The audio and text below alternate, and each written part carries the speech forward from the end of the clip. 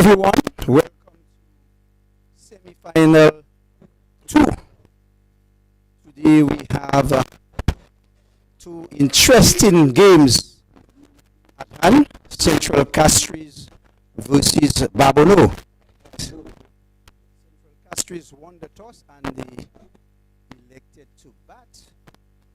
So folks, wherever you may be, we at the Park. Lovely weather.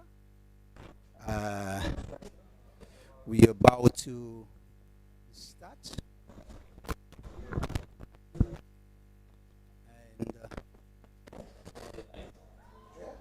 the two opening batters for Central Castries is Few Edward and Jamal James. So folks, this is the semi-final 2 and we are down to the final moment. Yesterday we had 2 games. Semi-final 1, it was Soufre versus Sozel.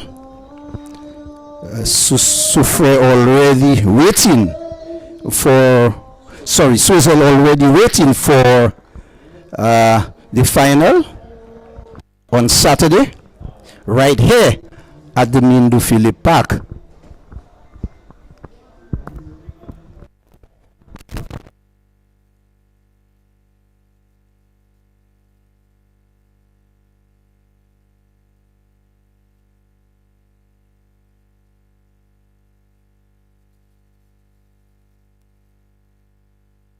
Two umpires for this game is Ali and Cuthbert McVeigh.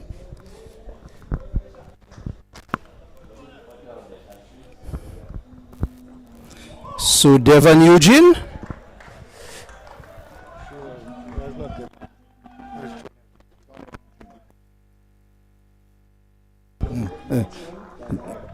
Sorry, Jonel Eugene will be opening the bowling for Babonneau.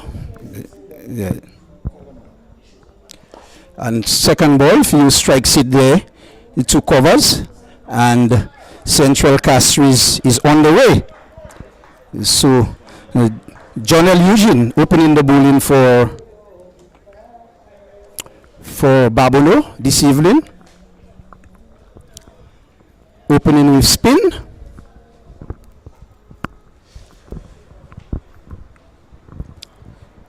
A lovely evening for cricket. You already hearing the cheering and the shouting by the Babonneau lads.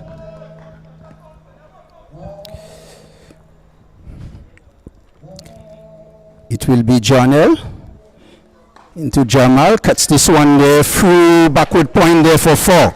A good shot there by Jamal James. So Jamal is up and going.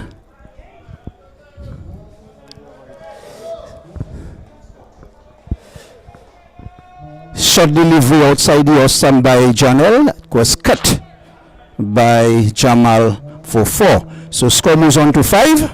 Central Castries without loss.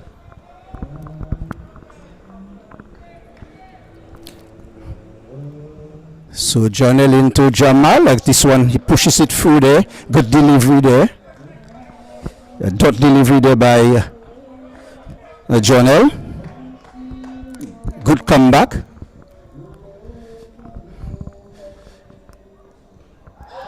Down the leg side, loud appeal there. Not out, says umpire. Signals, brushes the pad.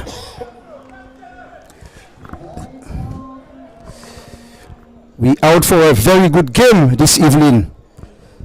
So Janelle again, and Jamal off the back foot, stroking it there to point, and there is no run. End of the over. Central Castries 5 without loss.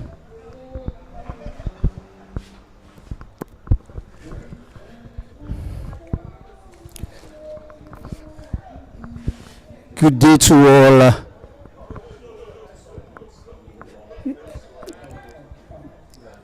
my fans and all district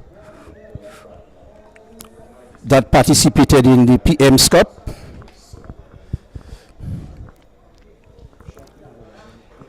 And we have Naim Monrose will be bowling from the Naim Roseman will be bowling from the media end.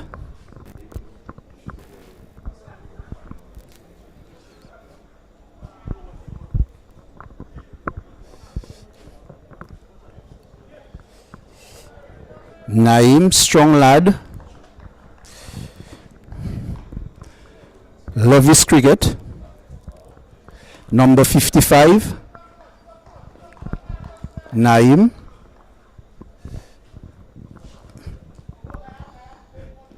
Video of the back foot, punch it there, covers, runs around, feels well. This is Jonel, and good dot delivery there.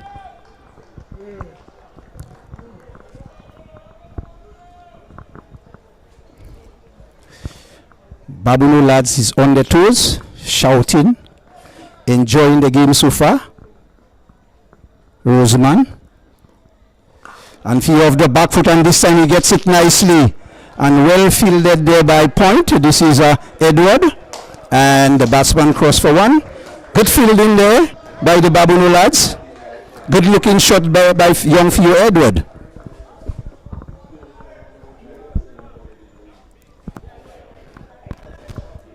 Folks, wherever you may be, we're live at the Mindo Philip Park watching semi-final number 2, Central Castries versus Babonneau.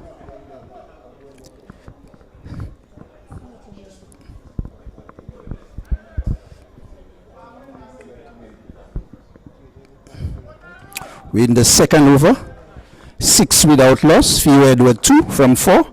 Jamal 4 from 4. Roseman. Jamal plays this one in front of him there. Good delivery there by Roseman. A lot of cheering and shouting. As you know, this is the semi-final number 2, folks. This is expected. Roseman. That's a full delivery. Loud appeal there. Not out, says the umpire. It was moving down leg there. A swinging delivery there by Roseman. Good delivery. And in the process, the batsman ran for one leg by. So very good delivery there by Roseman.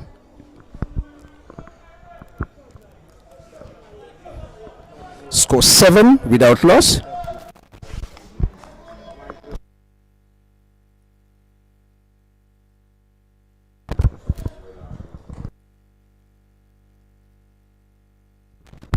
Roseman into Theo, and Theo hits it over for 6th. You can hear the ball drop on the roof. Good shot there by young Theo Edward. And it was a low ball as well. So a free hit. Theo have the license now to freeze on.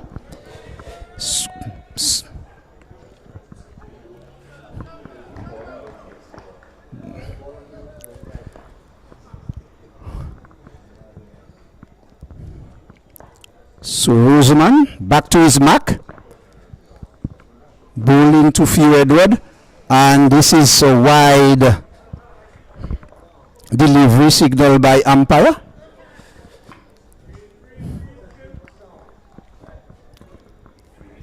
So the free hit still remains. It will be Roseman again.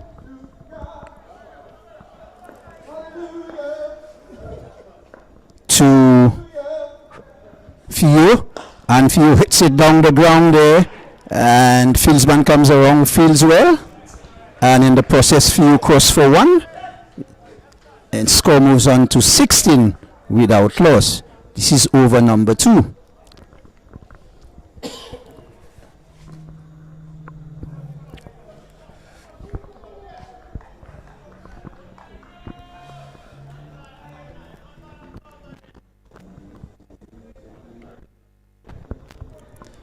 Roseman back into Jamal.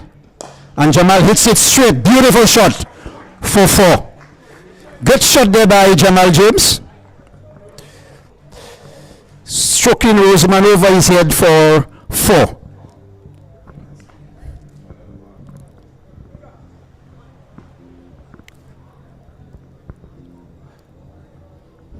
The score moves on to 20 without loss. Theo Edward 9 from 6. Jamal James 8 from 7.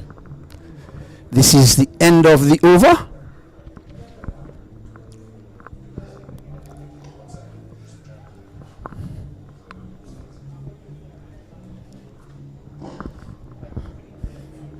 So folks, we had some good games in the preliminaries. We had some good centuries scored.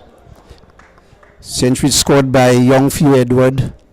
We had by Noel Leo, Jad Goodman, Stephen Natram. And we just see the dismissal of Theo Edward by John L. Eugene. A ball outside the off stump, and Theo try and cut this one, taking the under edge, and he was bowled. So Central Castries losing the first wicket for 20. The dismissal of young Theo Edward.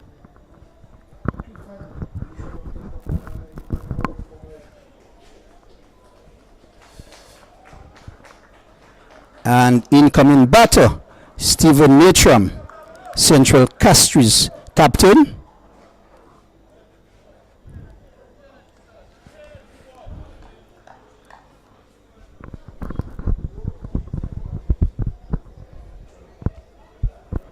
So good start there by Babonneau, taking the wicket of Theo Edward.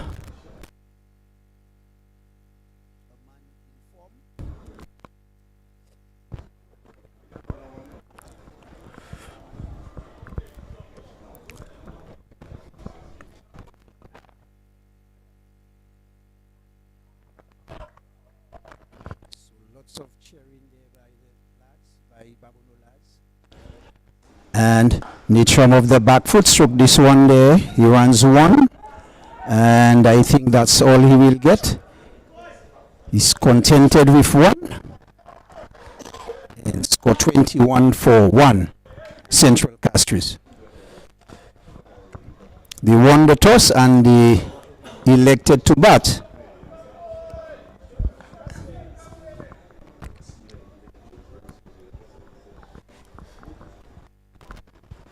So Channel into Jamal. Jamal pushed this one in front of him there. Stephen will not have none of that. Sending Jamal back. Good bowling there by Janel. 1.3 over 6 runs, 1 wicket.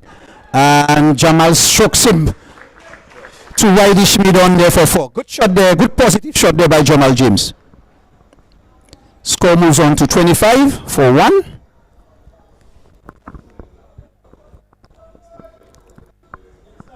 And Jamal 12 from 9. So Janel into Jamal. Hits it off the back foot again. Janel comes around, feels well. There is no run.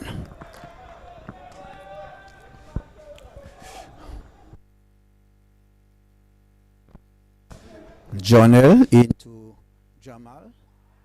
Loud appeal there, but it clearly going down leg. Not out, says the umpire. This is the end of Janel's over. 2 overs, 10 runs, 1 wicket. Good bowling there by the young man. Central Castries 25 for 1. Jamal James 12 from 11. And Stephen Natram 1 from 1. So Babonneau guys having a discussion as to what they're going to do. It will be Roseman will continue from the media end.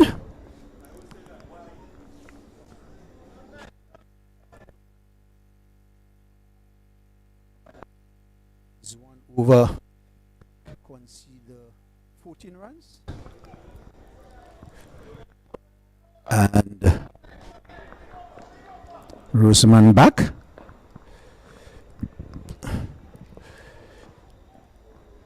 Just good delivery, just pitching outside your stump and moving further away.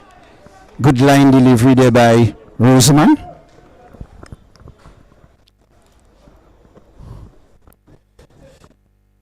Naib Roseman.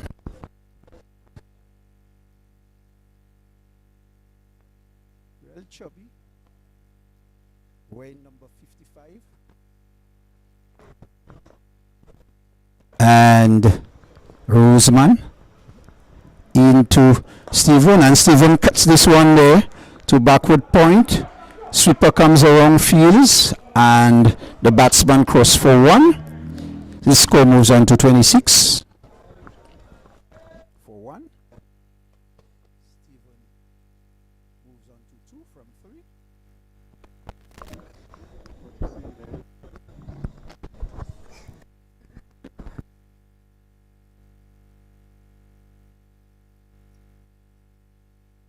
Roseman into Jamal, and Jamal flashes at it there, taking the outside edge of the bat and flew to third man for 4. So good aggression shown by Jamal James.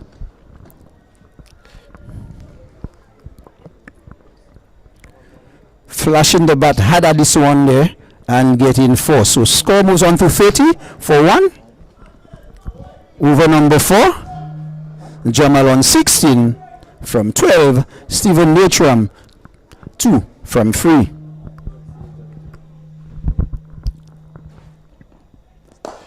Struck this one there on his own side there, and he ran a quick single there.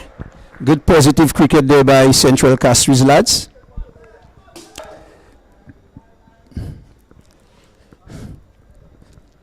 Babonneau versus Central Castries. Central Castries won the toss and they decided to bat.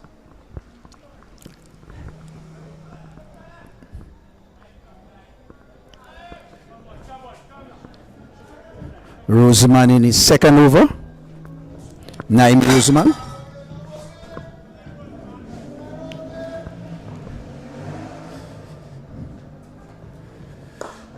Stephen of the back foot again, strokes it to mid-on, comes around, fields, and there is no run.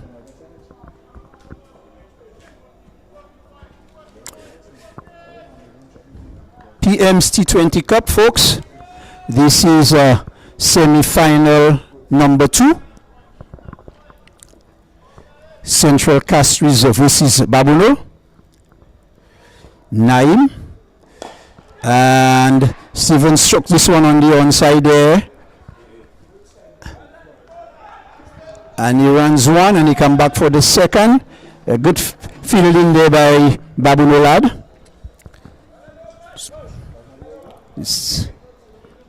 So this is the end of Roseman's over.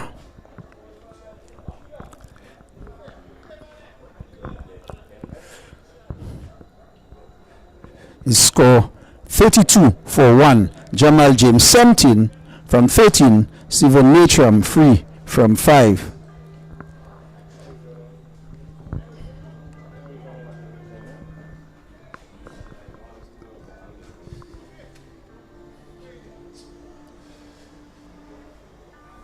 So I think Jonel will continue.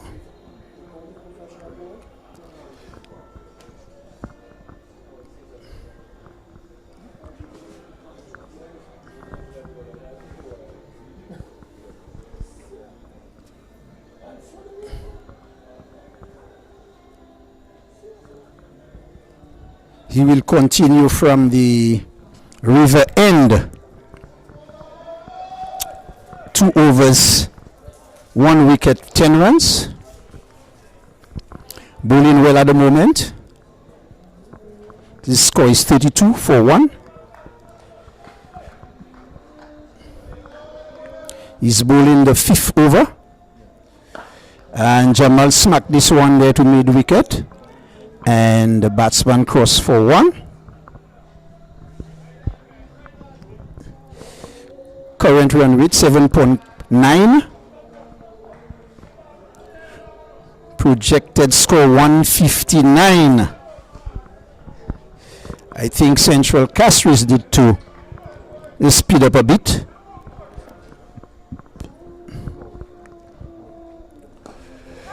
And Steven struck this one on the onside there. Straight to the fields bun, and there is no run. So Jonel Eugene is bowling his foot over. Steven off the back foot there and struck it to the sweeper. Comes around. He gets one. Score 34 for 1. Jamal 18 from 15. Steven 4 from 6.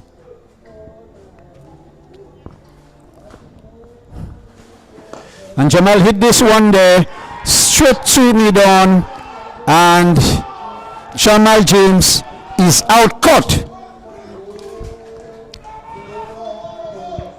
Jamal James hitting this one straight to mid on, and he was out caught. So Central Castries in further trouble. They are 34 for 2 over number 5.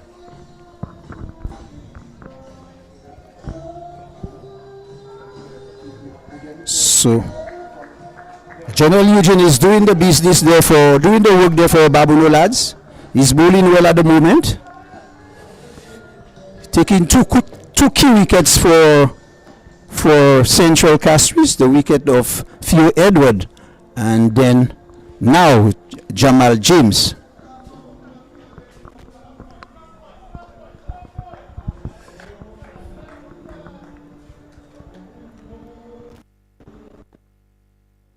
So incoming batter is, you know, as usual, we have at the commentary booth we have Dexter, and our next commentator will be Dwight Thomas. So we have two guys there, Dexter and Dwight Thomas. So your next commentator will be Dwight Thomas.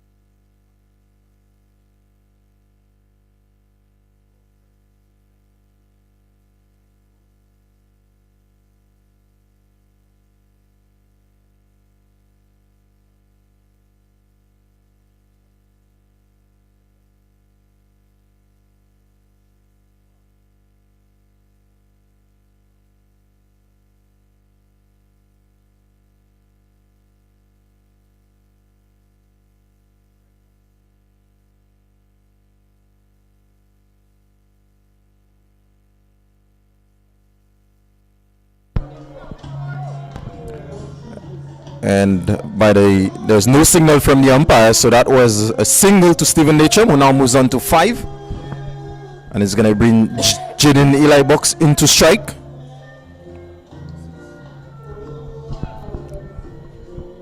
Jaden Eli Box so far in this competition has amassed a total of 121 runs in the 4 innings that he's batted so far, the best of 71, which came in the last game, the quarterfinal against South Castries Lions. So he's coming into this game in very good form. A lot of responsibility on this pair. This has been the prolific partnership for the Central Castries team. Full swinging in, but Jaden up to the task. Dot delivery from Roseman, as we see on the replay there. Yeah, some late movement. Eli Box almost falling over, but kept his eye on the ball nicely. Roseman has gotten a bit of swing, but more often than not, he's not necessarily put the ball in the right areas.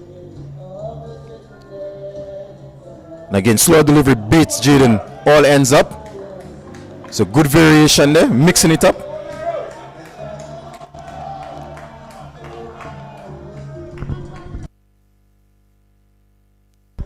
So Central Castries, having won the toss and having elected to bat, I'm sure they would have had their sights on having a few more runs right now. So Babonneau so far having the better of the power play. We're in the final over of the power play.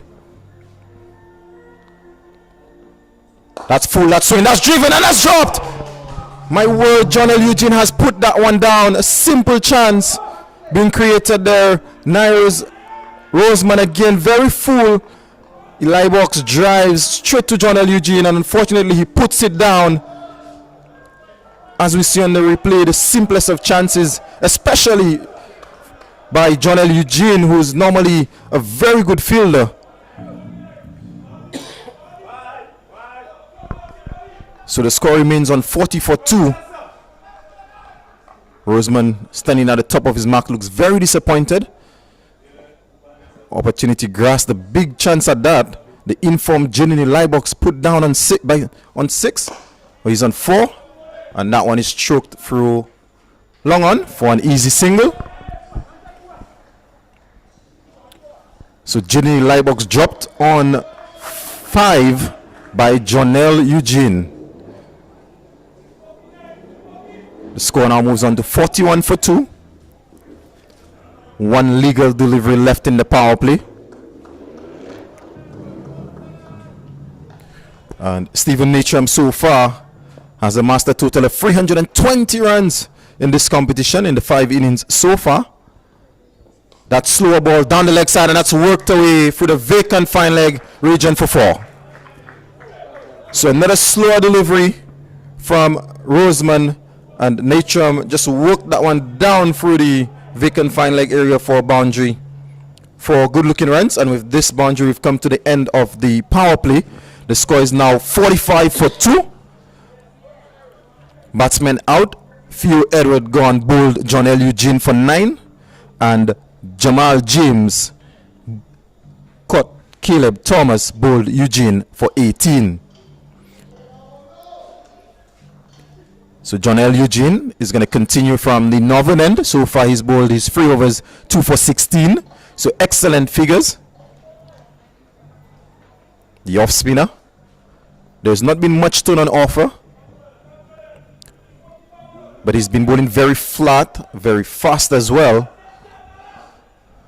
Almost in a medium pacer mold. But it has paid dividends so far. Like I said, he has 2 for 16.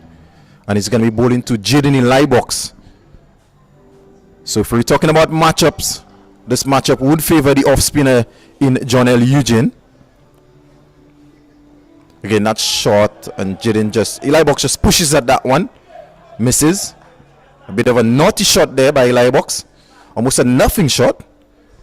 Just looking to dab that one through Fredman for maybe a single. That's short, and that's pulled. That's in the air. That's a chance.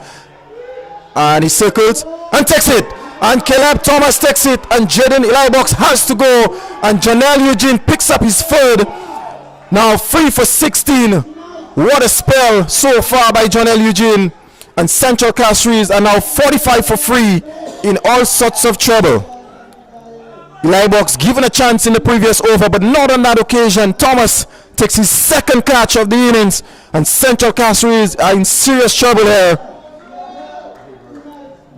And the new batsman is going to be Vanilius Gabriel, very experienced, a graduate of the High Performance Center.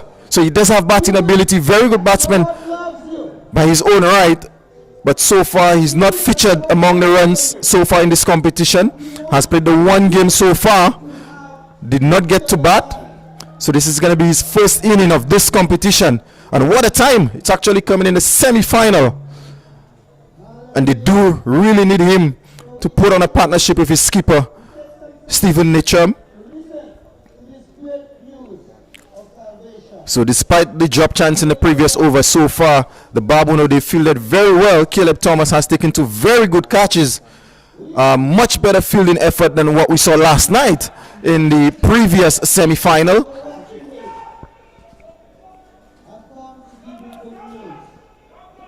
You could hear the Babonneau fans enjoying that wicket and supporting Eugene all the way.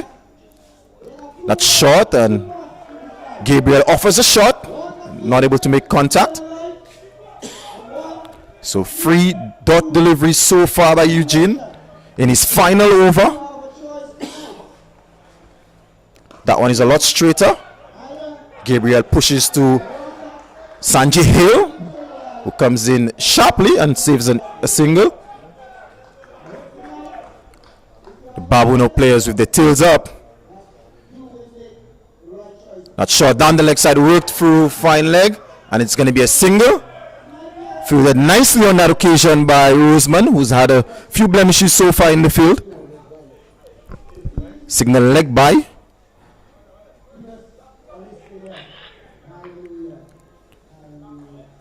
So Eugene will be bowling to Stephen Natram, who really likes sticking on the off spinners.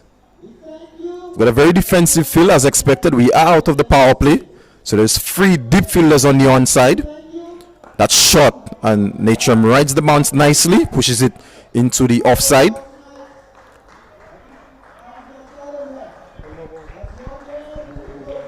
So we've come to the end of this 7th over, the 4th over by Jonel Eugene. So he's come to the end of his spell. Excellent figures, 4 overs, 3 for 17. 3 for 16, correction. So an excellent spell there by Jonel Eugene, really putting the Central Castries team in all sorts of trouble. They were 46 for 3, having actually won the toss and electing to bat. They would have been hoping for quite a few more runs at this stage. And an interesting tactic by the Babonneau lads. They're actually going to bowl out Naeem Roseman as well. He's so far 3 overs, none for 28. He's been wicketless. So the 2 opening bowlers, Eugene and Roseman, they are going to be bowled out. An interesting tactic. Usually in the T20 format, we do see a lot more changes. Usually you see bowlers bowling maybe 1 over spells, 2 over spells. But the Babonneau captain, Siobhan Joseph, has decided that he's going to bowl out Eugene and Roseman.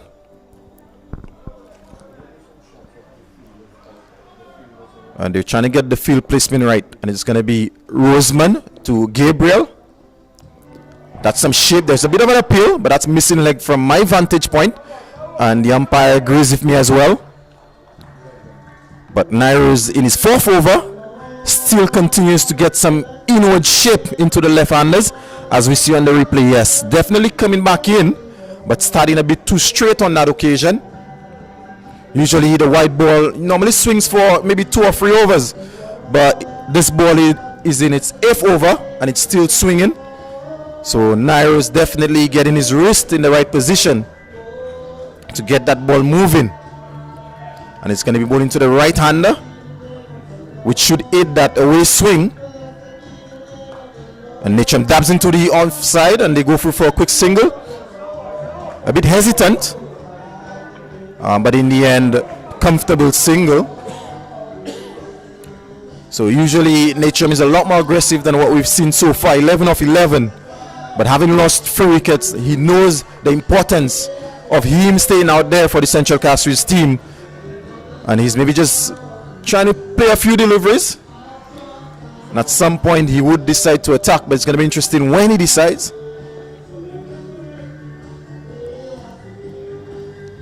That's full shaping down the leg side. Again an appeal and signal wide. So Roseman maybe trying to trick the umpire somewhat, but the umpire signals wide down the leg side. He's just starting it a bit too straight.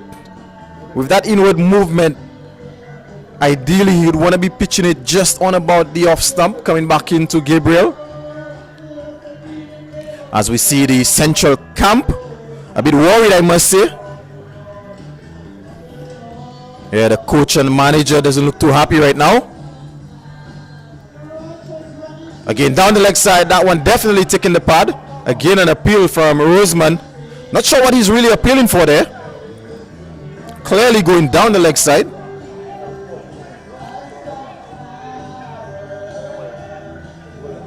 Yeah, that's pitching outside leg stump and heading down as well. So Roseman bowling a very good over so far. His fourth and final over.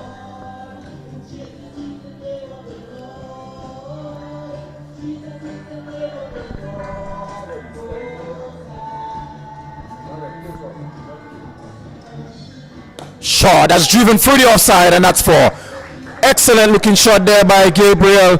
On that occasion, Roseman was too full toss and driven nicely through the offside. And Gabriel hits his first boundary. He now moves on to 4. Score 53 for 3. As we see Larry Edward, who's now part of the Babonneau setup. Should I say former? Maybe former Windward Islands player.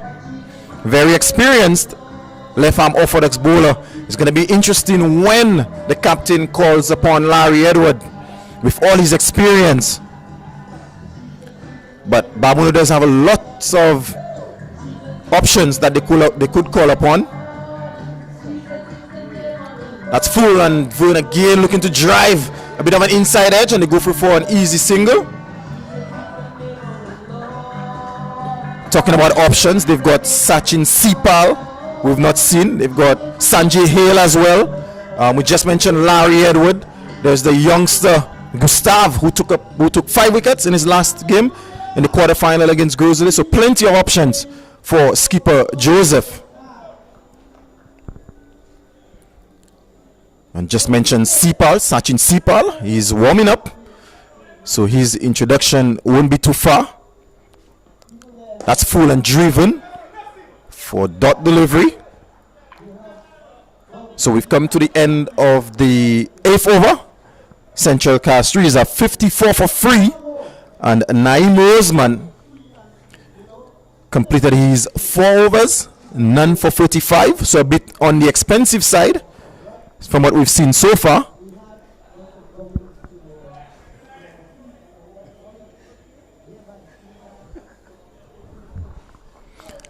Yes, and for the person in the comments asking me how many chances did I take that night, if I recall correctly, I may have put 1 down last night, and I wouldn't call that a simple chance, but it's nice to know that you're following us.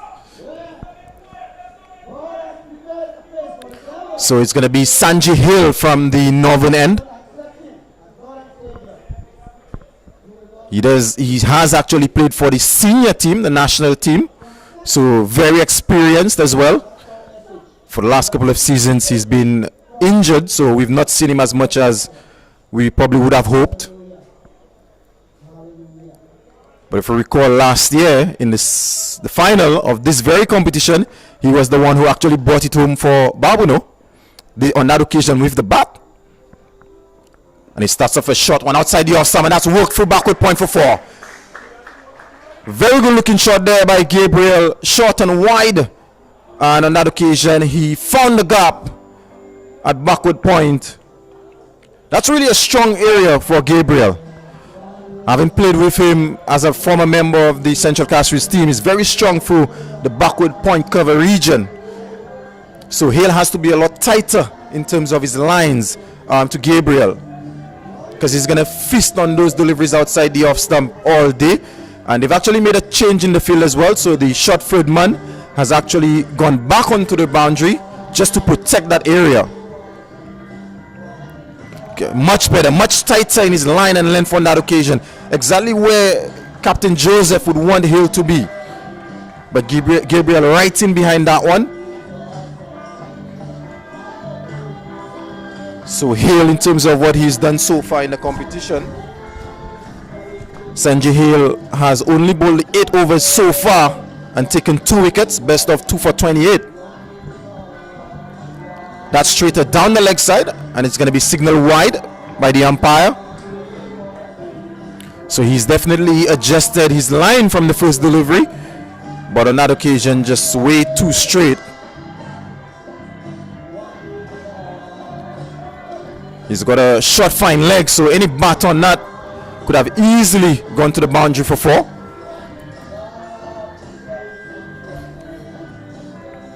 That one is played down to the third man region, and it's an excellent piece of fielding there by Gustav.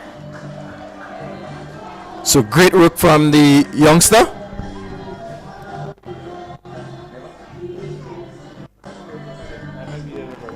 Yes, as we see on the replay there, sliding stop and definitely saving at least a single.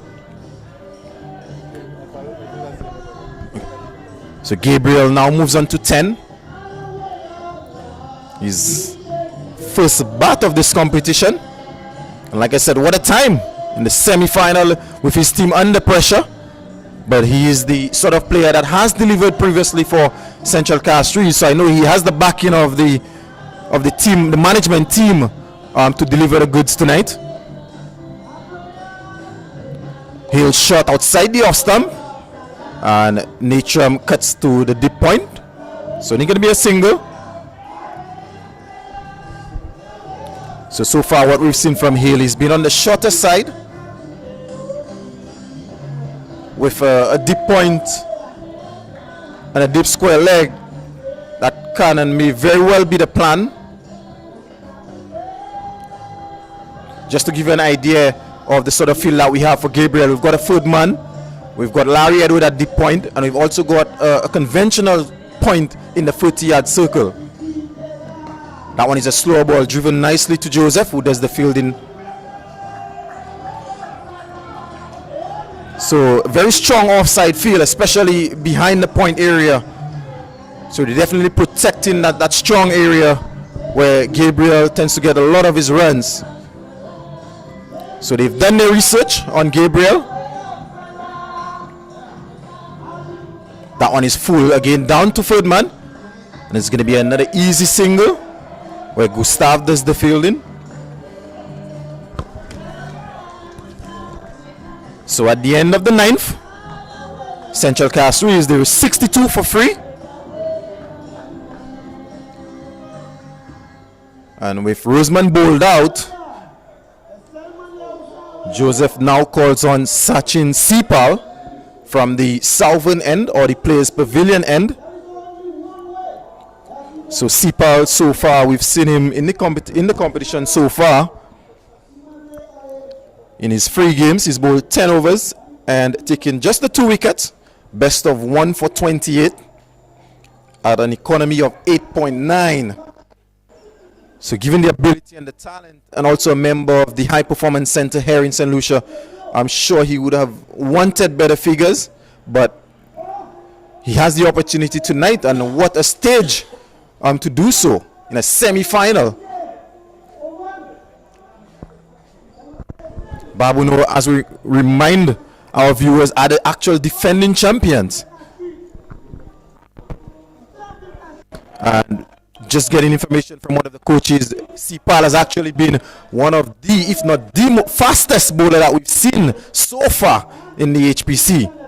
So we expect some pace. That's short, and that's through the backward point region again, and Gustav does the fielding, and they remain on 1.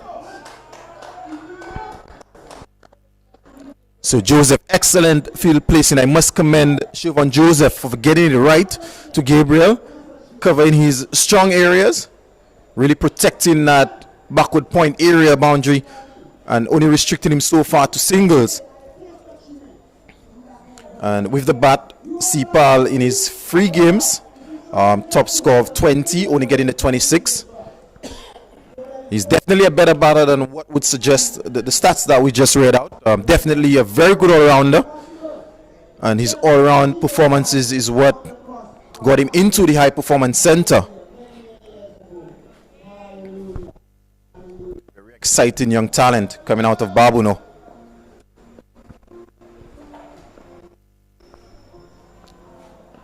This one is shot just too straight down the leg side, and that's going to be signal wide.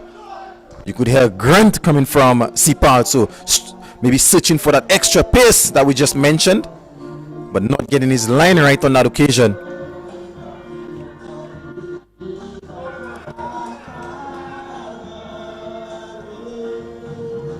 So 8 extras so far being given by the Babonneau team, and we're still in the 10th over. So maybe that's an area that they could improve for the remaining 10.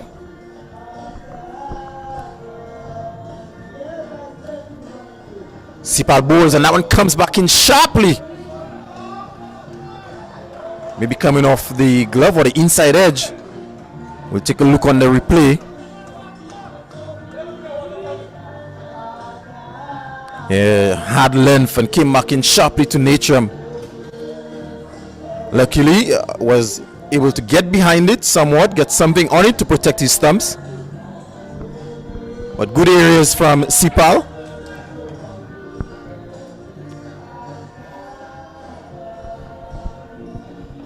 That's full and that's driven straight. It's only going to be, it has been cut off, and that's excellent feeling from the subfielder. Great work, definitely saved 3 runs for his team. Excellent diving stop. And so far the out cricket from the Babonneau lads has been very good. They fielded very well. Just the one drop chance we could recall so far, but generally they fielded very well, and that's always a sign of a very good team, the way they go about fielding. That shot, and Gabriel punches off the back foot for an easy single down to Dane Edward at the deep backward point. So Sipal continues to bowl that hard length.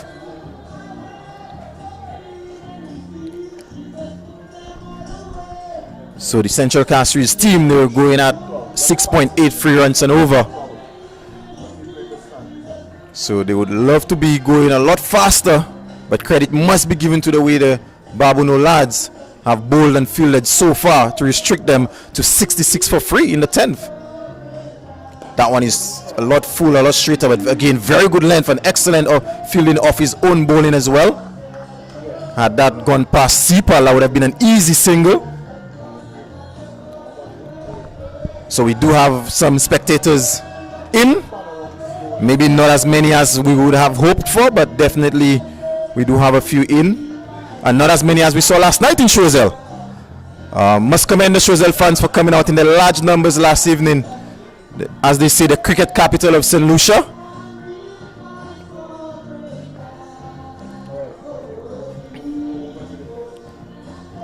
And that one, there's a bit of an appeal, but that definitely came off the bat. So we've come to the end of the 10th. Central Castries, they're 66 for free. And that is Sipal, Sachin Sipal. His first over, excellent first over, only going for 4. And we're going to have a change in the commentary box. It's going to be Dexter Solomon joining us.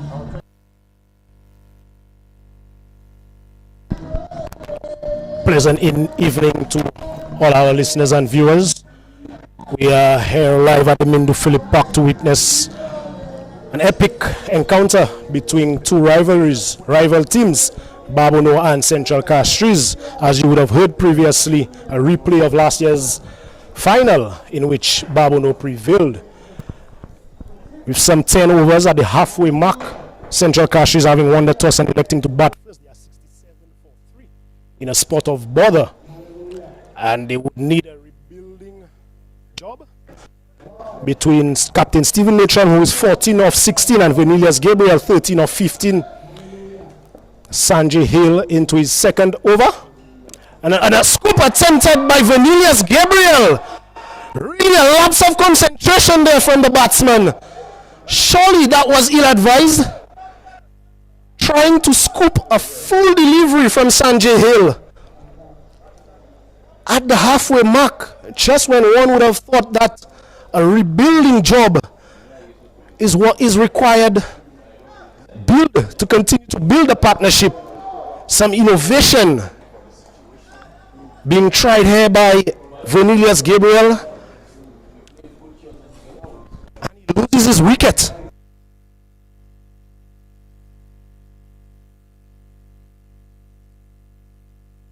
Central Castries, they have now lost their 4th wicket, 66 for 4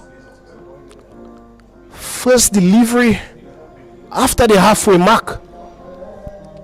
Vanillius Gabriel really losing the plot, getting dismissed, bowled by Sanjay Hale for 13 runs. And the new batsman for the Central Castries team will be Kensley Paul, tall left-handed batsman.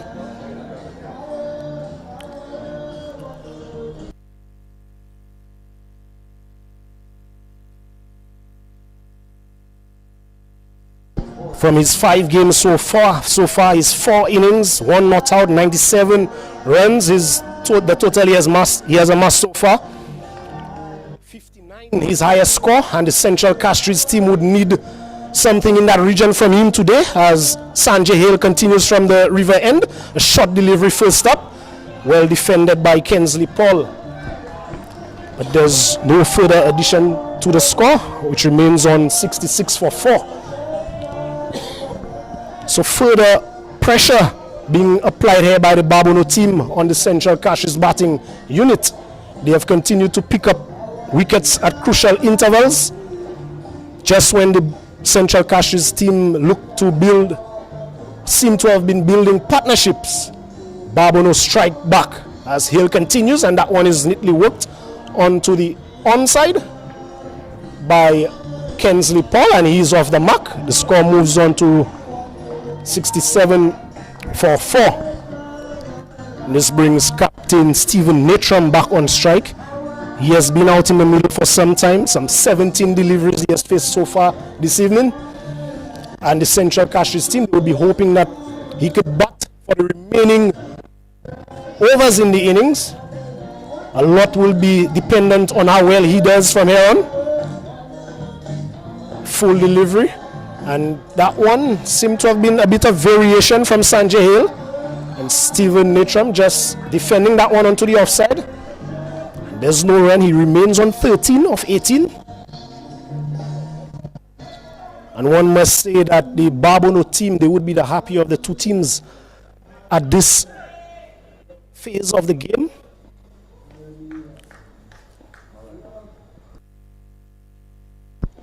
A short delivery from Hill. This one is top edge, an opportunity, but eludes the fielder at short fine leg and rolls into the boundary now. So surprise delivery there, effort delivery from Sanjay Hill, getting big on the right-handed Natram. Goes through with the pull shot, managing to get a top edge, just getting enough on that one, eluding the fielder at short fine leg and going into the boundary. 4 much needed runs picked up by the Central Castries team. Takes their score up to 71 for 4. And Stephen Natram, he has moved on to 17 of 19. Central Castries would need more from him, as this one is badly lined down the leg side and well turned away through the vacant square leg region for another boundary. Score moves on to 75 for 4. This brings over number 11 to an end. The batsman to have been dismissed for the Central Castries team, Theo Edward, he was bowled by John L. Eugene for 9 runs of 7 deliveries. Jamal James, he was caught. Caleb Thomas bowled John L. Eugene, 18 of 15 deliveries. Jaden Lybox, after being given a life, dropped by John L. Eugene off the bowling of Naeem Roseman. He was caught. Caleb Thomas off the bowling of John L. Eugene, 5 of 8 deliveries. And Vanillius Gabriel, in the previous over, he lost his wicket trying to scoop Sanjay Hill over the fine leg region. Bowled by Sanjay Hill for 13 of 15 deliveries. Just the 4 bowlers being used by the Babonneau team so far for plethora of bowling options for the captain. It will be Josh Sachin Sipal to continue from the Players Pavilion end, and this one goes past the outside edge. A very good delivery to start his over. And Kensley Paul, still new at the crease, just faced some 3 deliveries for his 1 run. Still finding his feet. He would know that he needs to hang around for as long as possible, build a partnership with the captain for a few more overs, really set up the back end of the innings where they could really launch and set a commanding total as he continues. And this one is pitched up outside the off stump, goes through for the drive and he misses. Not cleanly taken by the keeper, but he was able to recover in time. No further addition to the score. The score remains on 75 for 4. Partnership of 9 or 5 deliveries. They would want to stretch this partnership for a few more overs. Just the 8.4 overs left in the innings. Really want to set this innings up for the big hitters to come. As this one is a full delivery again, going past the outside edge. A loud appeal from the keeper.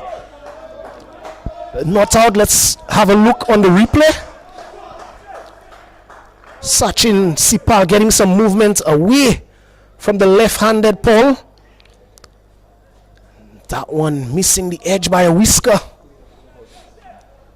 So some good bowling there by Sachin Sipal. 3 dot balls to start over number 12. And the Central Castries team, although they would be looking to build a partnership, they would want to keep the scoreboard ticking. It's 4th delivery of the over. And this one again is driven, but straight to the field at cover. Another dot ball. So a brilliant over in the making here from Sachin Sipal so far. Central Castries, they've really not been able to get him away. 1.3 overs and just considered the 4 runs. And dot balls at this phase of the innings are very crucial. Babonneau, they have picked up wickets, but they've also controlled the scoring rate.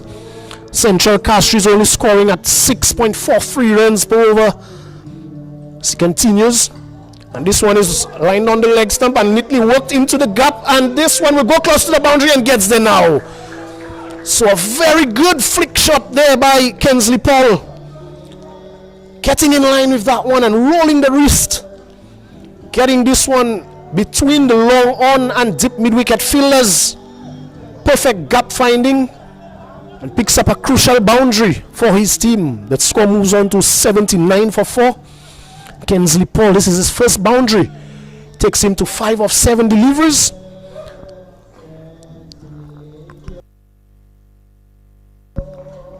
And this one is defended well. A good diving stop there by the fielder at point. And looks like Siobhan Joseph diving to his right and preventing the chance of any single there from Kensley Paul and Stephen Netram.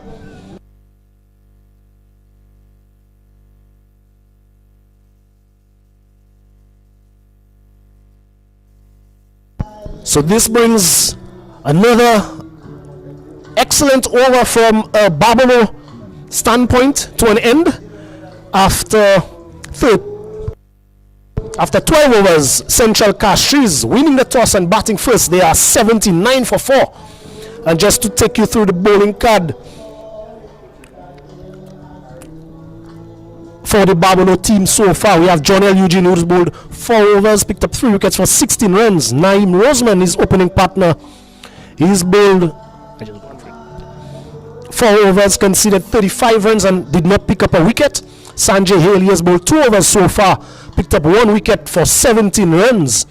And Sachin Sipal, he's bowled 2 overs and conceded only 8 runs, 4 of which came in his previous over. And we will see another bowling change from the Babonneau team. It looks like it will be the experienced left arm spin of Larry Edward being introduced into the attack now. And it will be Stephen Netram on strike.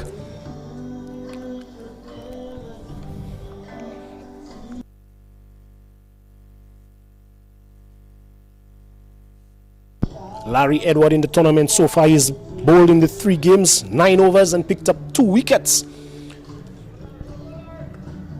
Babonneau would be hoping that he could get the big wicket of Stephen Netram. This one is faster and outside the off stump. Stephen attempts a cut shot, does not make contact. Goes through to be taken by the keeper. The score remains on 79 for 4.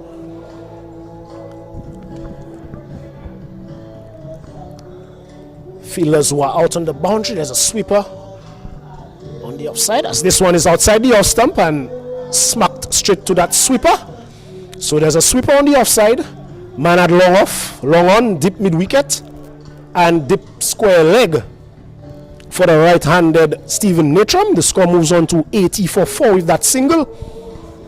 And that brings the left-handed Kensley Paul on strike. And the matchup, what we refer to as matchups, with the left-arm spinner bowling to the left-handed batsman. The ball will be spinning into him, if there's any turn-on offer, that is. And he will be looking to capitalize and take advantage.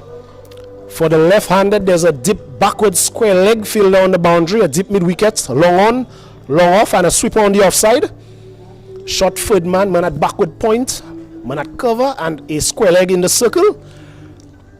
And this one is a faster delivery from Larry Edward. Kensley Paul comes forward, defends that one, but straight to the fielder at cover. The score remains on 80 for 4, halfway through over number 13. That one is worked into the onside. They'll be thinking of a second, and they decide to go for it. An opportunity for a run out. And that one was a very risky second run being attempted here by Stephen Natram and Kensley Paul. Let's have a look at the replay. Kensley Paul working that one into the onside to the right of the square leg fielder. But just so much vacant space there between the fielder in the circle and the man on the deep mid-wicket boundary. And they cut through for 2 in the end. Score moves on to 82 for 4. And this one again is outside the off stump again. Larry Edward going past the outside edge. Kensley Paul trying to open the face and work that one down to the fine leg. The third man region, sorry. Does not make contact on that occasion. The score remains on 82 for 4. Just 3 runs from the over so far. And that one is better lined by Larry on the stumps. And Kensley Paul is back and defends well. 13 overs bowled. Central Castries having won the toss and electing to bat first. They are 82 for 4. Not out batsman captain Stephen Natram. He is a runner ball 22. And Kensley Paul, 7 of 12 deliveries. This is really crunch time now with just 7 overs left in the inning. Central Castries would know that the Babonneau team is not to be taken lightly in their batting power. They have some batsmen who have been in fine form in this competition so far. John L. Eugene, the likes of Dane Edward. So Central Castries having won the toss and electing to bat first. They will want to score as many runs as possible.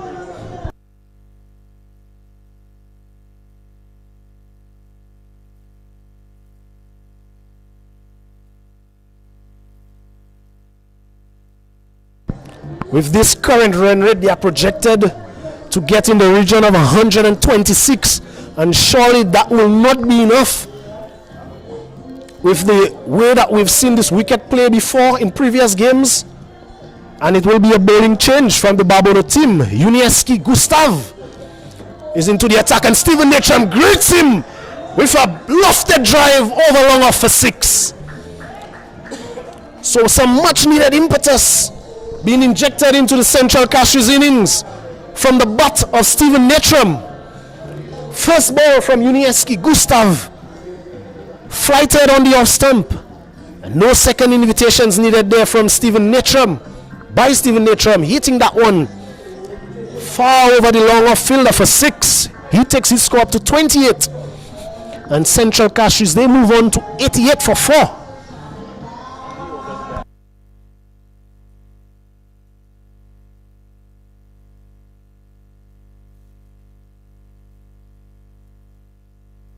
So Unieski Gustav, he's played the 3 games, bowled 11 overs, and picked up 7 wickets so far for the Babonneau team, including a 5-wicket haul in the previous game against the Grosley team. He will continue now to Stephen Natram, and that one again is flighted but a little faster through the air. That one going beneath the swing of Stephen Natram. A precious dot ball here by Gustav. Stephen Natram will be looking to take the attack to him. And that one is flighted again off the outside edge and just goes over the fielder at point. They go through for 1. And interestingly, they do not look to put some pressure on the fielder who was running towards the boundary to reel this one in. Score moves up by 1, 89 for 4. Stephen Natram, he moves on to 29 of 25 deliveries. A very quiet inning so far from the captain. And this brings the left-handed Kensley Paul on strike. He is 7 of 12. And he will be looking to take advantage of this matchup. Again, the left-arm spinner. Fielders out on the boundary, a long on, deep mid-wicket and deep square leg. And a sweeper remains on the offside. Just one man in the circle on the leg side. His left arm around the wicket to Paul, who works this one and picks out the only fielder in the circle on the leg side. So another crucial and dot delivery there from Unieski Gustav. Left arm around the wicket to Kensley Paul again, and that one is shot.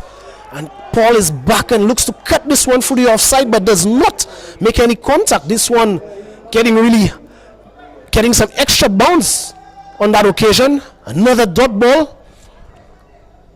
One delivery left in over number 14.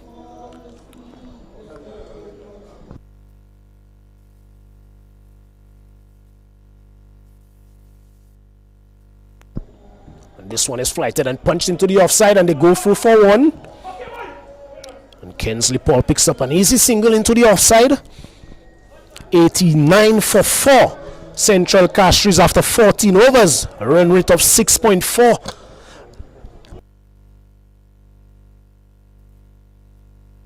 So one would think that at this position, Central Castries, they are really behind at this stage of the game.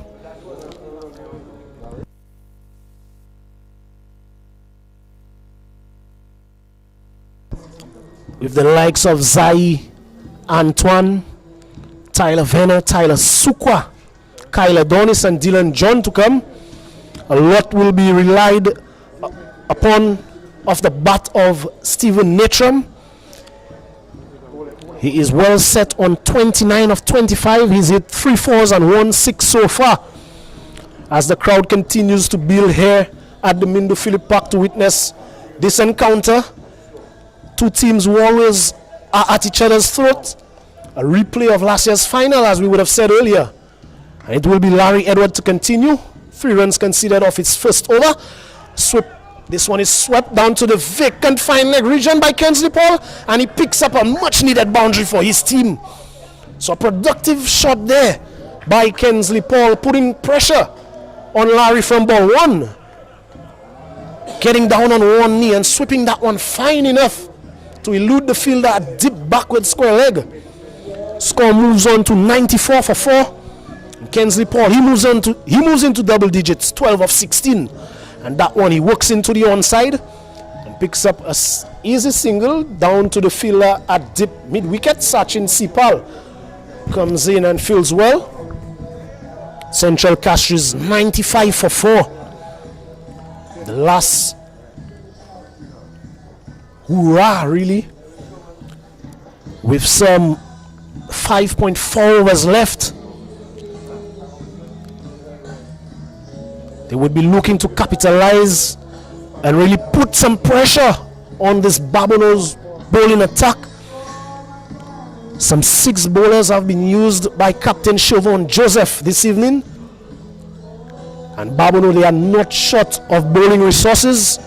A bowling unit that had really had, before tonight, only 2 bowlers bowling more than 10 overs. So from bowling standpoint, they are really fresh group. Larry will be bowling to Stephen Natram now. This one is a faster delivery, and Stephen Natram hits this one high, but ends up in no man's land. The fielder at cover and the fielder at long off, running towards each other, but no one being able to make enough ground and make a catch out of that one. As we see Stephen Natram trying to pull that one, but losing one hand off the bat. A power failure. Score moves up to 96 for 4. This brings Kensley Paul on strike, and that one is faster delivery outside the off stump, and Kensley Paul tries to let cut this one and misses. A dot ball from Larry Edward, 4-1-1 dot. The results of the 4 deliveries from that over so far. 2 more deliveries, and that one is a wider delivery by Larry Edward, and rightly so called by the umpire. 9th extra of the inning, 97 for 4 Central Castries. And this one is better lined by Larry Edward, and Kensley Paul hits this one back to the bowler. Another dot ball. So they really have not been able to rotate the strike, and they've been starved of those boundaries. Babonneau, credit must be given to them, the way that they have really controlled the scoring rate. 1 delivery left in over number 15. An attempted scoop, and that's cleanly taken by the keeper. And that will result in, have to wait for the umpire signal, a leg by added to the score. So after 15 overs, Central Castries having won the toss and electing to bat first, they are 98 for 4 and really struggling at this point, one would have to say, to get some impetus into the innings. And they would know that they would need to finish well. With just 5 overs left in the innings, they would be expecting or hoping that Captain Stephen Natram, who is 30 of 26, can really capitalize and accelerate the scoring rate and take them to a respectable score.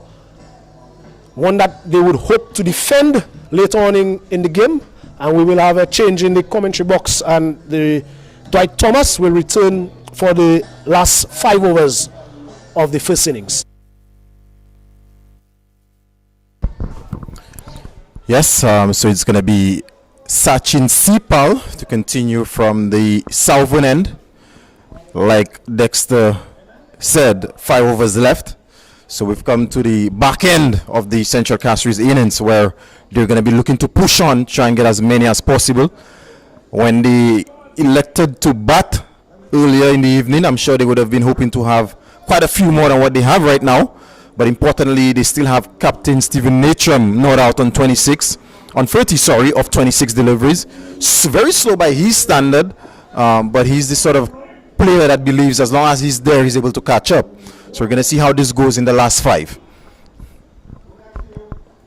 And a big shot being offered there by Paul. Not able to make contact, but very good carry from Sipal, who's now in his 3rd over. Bowled really well, only going for the 8 runs so far. Wicketless. Based on the way that he's bowled, he definitely deserved a wicket or 2. He's bowled in some really good areas. He's been getting the ball to just angle away from the left-handed Paul, who's not been able to make contact. And right on cue, again, that one jogged away. That looked really wide. Paul asking for a wide, but the umpire not agreeing with him. So it's another dot delivery, and pressure continues to build on Paul, who's 13 of the 22 deliveries. And we could hear some comments coming from the Central Castries dressing room, pretty much asking Paul to push on. So they are in search of some boundaries.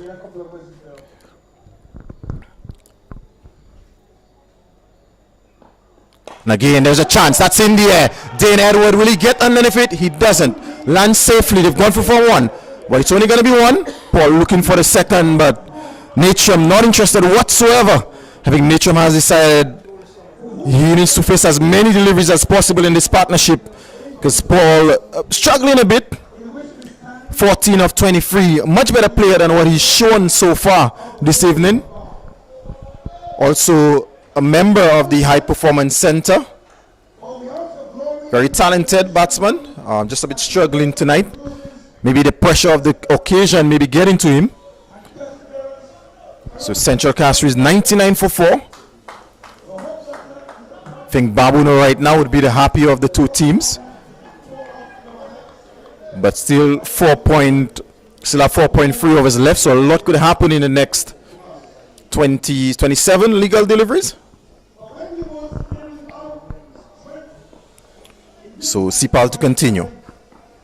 And good delivery, hard length into the wicket. They've gone for 1. Natrum thinking of 2, but excellent fielding by Thomas off the long on boundary, restricting them to just 1. Thomas, who's been very good in the field, is actually taking 2 catches this evening. 2 very good catches, I must say, that of Jamal James, and that was Jaden Lightbox as well. So 2 very good catches. So he's been really good in the field. And Paul back on strike. And again, there's a bit of a top edge, and the third man is getting under it. It's the captain, and he just dropped short, I would say. I'll give Joseph the benefit of the doubt. He came running in, but that one just dropped short. And they've gone through for a second. So T-Paul really looking to push on, but not getting the timing. So he's decided he really wants to go, he really wants to push on, because right now he's only striking at 66.67 runs per 100 balls. So very slow for this format of the game. That one is full. That's driven nicely down the ground. And it's only going to be 1. Excellent fielding from Dane Edward. Comes across to his right and does the fielding nicely. So we've come to the end of another very good Sipal over. So at the end of his third, he's only gone for the 13 runs so far. So Babonneau has bowled really well so far for the 16 overs. And I just had a bit of a conversation with the Babonneau coach, and he said they seem to save their best for Central Castries. And based on what we are seeing right now in the first 16 overs, they definitely have. They are the defending champions, so you can't take them lightly. In the last year's final, they beat this very same Central Castries team, with a game that came down to the final over, where Sanjay Hale held his nerve with the bat. And they were showing why they were defending champions so far. As of right now, I think right now, given the 16 overs that we've seen, I would put Babonneau slightly ahead. And it's going to be Larry Edward, the experienced national Windward Islands player as well, for his third over. That one, Paul, dropped by Alex Joseph at short mid-wicket. So Paul looking to hit that one somewhere over cow corner. Didn't come off the meat of the bat. And Alex Joseph, really valiant effort, maybe just getting a fingertip. Not sure you could really call that a chance, but good effort from him nonetheless. It now brings Stephen Natrum into strike. So it's Stephen Natrum against Larry Edward. The matchup, the left-hand orthodox favors Larry Edward. So we're going to see how Stephen Natrum approaches it. And a bit of a delay, but that delay did not work, did it? No, it's gone for 6. So a bit of a Usman Tariq from Larry Edward. Slight delay, pausing his action, but not deceiving Natrum, who hits that one over long on for 6. Just clearing the fielder. But it's still 6 nonetheless. Valiant effort there from Dane Edward. So we have the brothers, Larry Edward and Dane Edward, playing for Babonneau. Natrum now moves on to 47. Central Castries 110 for 4. Again, Natrum goes again. A lot fuller on that occasion by Edward. Almost a Yorker length delivery. And Natrum is only able to get a single down to long off. He's now 38 of 29, which has included 3 4s and 2 6s so far, striking at 131. So that strike rate is improving all the time. And with 6 wickets left in the dugout, I think Paul really has to just push on now. 18 of 26 with 3.3 overs left. He really has to push on. There's 6 wickets left in the dugout. We still have Zai, Antoine, Tyler Werner, Tyler Sukwa, Kyle Adonis, and Dylan John to come. So plenty of power left. That's full, and he drives down to long off. And they've gone for 4-1. And again, excellent fielding from Dean Edward, keeping them to 1. Paul, for a moment, was thinking of the second. But Natram showing no interest whatsoever. Natram has decided that he has to be the one to push on now. He has to be the one to take the attack to the Babonneau team. And he's definitely capable of doing so. But Edward continues to bowl well. In his third over, only going for 19 so far. Still wicketless. Did create a half chance previously. That's full outside the off stump. Natram drives to Joseph, who does the fielding at short extra cover. So dot delivery. And the Babonneau lads continue to be excellent in the field. Not only in the fielding, but the way Joseph, Captain Joseph, has marshaled his bowling unit, the resources that he has. He's done a really good job up to this point. And that's full, and that's driven again. So they're going to be a single down to Caleb Thomas at long off. And Natram settles for the single. So that means he's going to be on strike for the start of the 18th over. So at the end of the 17th, it's 131 for 4. A message is coming out. There's a helmet coming out, but I'm sure there is going to be a message coming out as well to Kingsley Paul. Something that we've seen in cricket in recent times is they retired out. I'm not saying they are going to take this option, but just to mention that we saw it in the quarterfinal where Soufre retired out Zanaki Louis. So it has been done in local cricket. But I'm sure the Central Castries management, they're backing Paul. Because like I said, he's a very talented batsman. We've seen it before. In the last Dream 11 T10 competition we had for South Castries, he played some really good innings. He's just struggling tonight, but he's still got 3 overs left where things could change so quickly. All it takes is one of the middle of the bat and it changes. But it's going to be Sachin Sipal to continue from the Players Pavilion end in his 4th and final over. So with 3 overs left, I think if you're in the Central Castries dressing room, you're probably thinking of trying to get up to maybe 150, 160. But it's going to take some doing to get there. That's short and that's bowled. And Natram giving himself room, looking to hit that somewhere over the onside, and is cleaned up by Sachin Sipal. As we see on the replay, they're well deserved. He's bowled really well, and he deserves that wicket. Yeah, hard length for Natram backing away, looking to pull, doesn't make the height that he expected, and Natram has to go for 39 or 42, striking at 121.9, and Central Castries in some serious trouble now at 113 for 5, with only 17 legal deliveries left. That Natram wicket could be the difference between Babonneau chasing maybe 160 or 140 right now. So that is a big wicket to get in this at this time. But like I said, Sipal has bowled very well and he deserves that wicket. 1 for 13 in his 4th over. So excellent stuff from the young all-rounder, the high performance center fast bowler as well. So it's the new batsman is Zai Antoine. He's going to be coming in. He's going to be facing up, not many deliveries left, so he really almost has to go from ball 1 in terms of what we've seen from him with the bat so far. 5 games, 4 innings, best of 40 and an aggregate of 83 runs so far. That's short, and he gives himself a bit of room, but Sipal follows him on that occasion. Again, Sipal continuing that hard length. It's been a really impressive spell so far by Sachin Sipal. He's not bowled that many full deliveries. He's been operating on a hard length, almost a test match length, and so far with success. So Antoine has to be mindful of what that length is going to be, and they're encouraging him, keep it on that same length. And that one is shorter, and that's a top edge, and that's going to go for 4. Very good aggressive delivery, beating Antoine for pace, but got just enough bat, or maybe even glove onto that one, and that sails over Henry, the wicket keeper, for 4. So Antoine gets off the mark.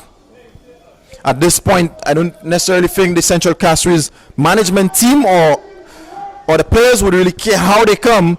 They're just in search of boundaries. And with the length Sipal is bowling, they may be better off having a fine leg, in my humble opinion, and maybe bringing the sweeper on the offside in. They're having some discussions, but they've kept it the same. And again, that shot, and that one bits Antoine. What an aggressive shot delivery by Sipal.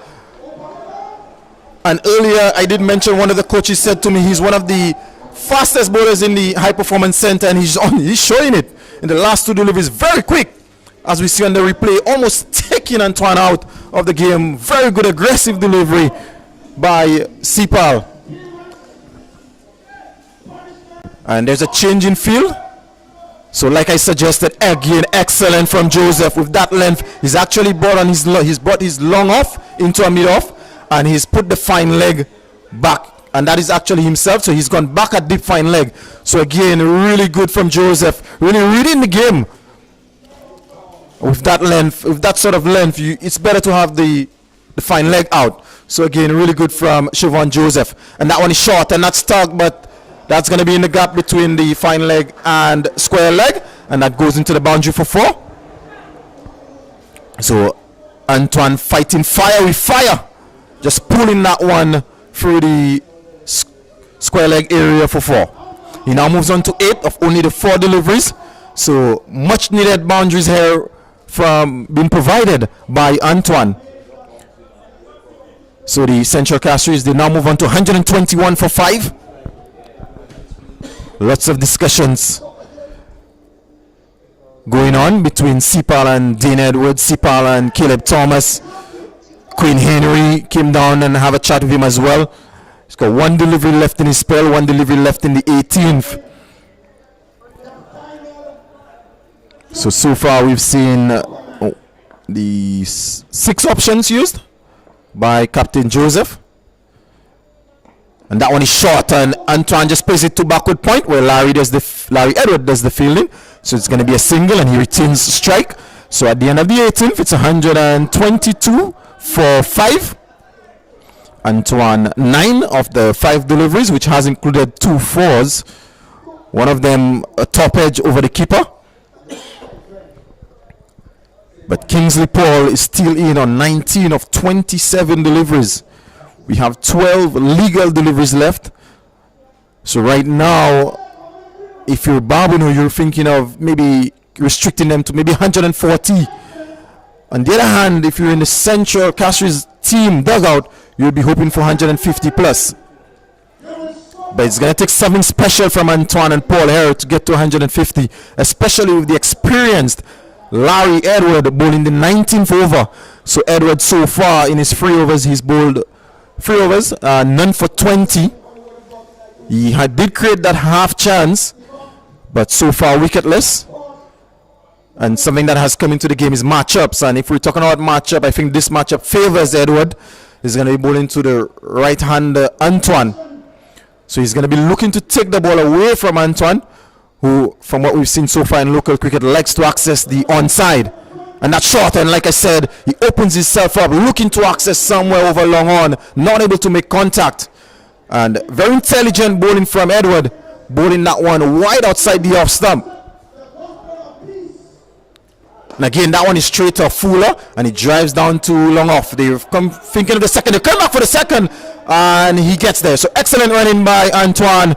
When he hit that down to long off, he decided it's going to be 2 immediately, and Paul responded nicely as well. So excellent running between the pair. Thomas has been very good in the field, not able to restrict them to 1 on that occasion. That one is straight on, is bowled. Like I said, looking to access the onside all the time. On that occasion, faster from Larry Edward, and Zai Antoine goes bowled by Edward, who now picks up his first wicket, and the Central Castries team are now 124 for 6. Very disappointed, but unfortunately he has to go for 11 of 8. Did hit the 2 boundaries.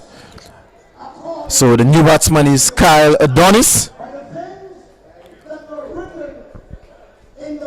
who's playing in this Central Castries team, by the looks of it as a batsman, hasn't seen him much with the ball so far in the competition, but he's definitely been. We're just going to be taking a look at what he has done so far in terms of batting. So Kyle Adonis, yes, in his 2 innings so far, he does have a top score of 39 not out. So definitely has batting ability, and he would need to show it with 9 legal deliveries left. So Edward doing the business for his captain. Very experienced cricketer, been around for a very long time. He's now also a coach at the High Performance Center. So he would have worked with some of those youngsters that he's playing against, and he's bowled. And Adonis looking to hit it somewhere over long on. He's clean bowled, leg stump out of the ground, and Edward is now on a hat trick. So Adonis has to go bowled. First ball by Edward, and he did not trouble the scorers. So Edward now finds himself on a hat trick, and a bit of a dance from Edward in terms of celebration. He's also known as the Spanish Lala, as we could remember from his Super 50 days. And it's going to be the new batsman. It's going to be Tyler Sukwa. Very muscular batsman. It's a long ball. So the Central Castries would be hoping that Sukwa could maybe hit 2 or 3 out of the park. But he's coming in to face Larry Edwards, actually on a hat trick. Don't think we've seen one this year so far in this competition. So will Edward be the first to take a hat-trick in the 2026 Prime Minister's Cup? And what a time to do it in the semi-final. A place in the final on Saturday evening is at stake here.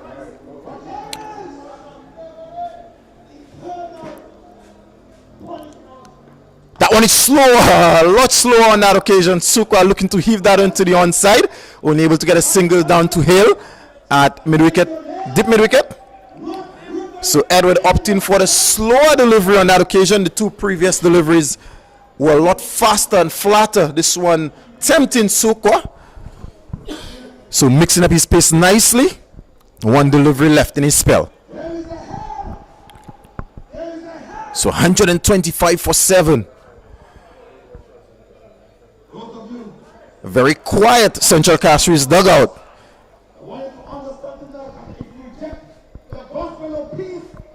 That's full and worked into the onside, and Larry does the fielding of his own bowling. So it's a dot to end, and we've come to the end of the Larry Edwards spell. 2 for 23, so excellent spell from the experienced left arm orthodox. And we've come to the end of the 19th and Central Castries. They're 125 for 7, 1 over left, and it's going to be bowled by Sanjay Hill, who so far bowled his 2 overs, 1 for 17.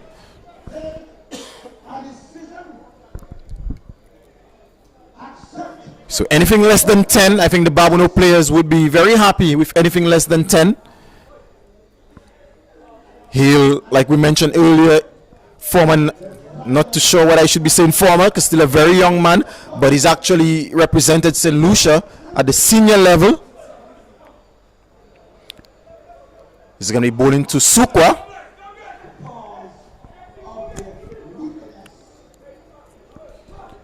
$125 for 7. 3 wickets left. We still have Tyler Venner, the young all-rounder, to come. We still have Dylan John to come.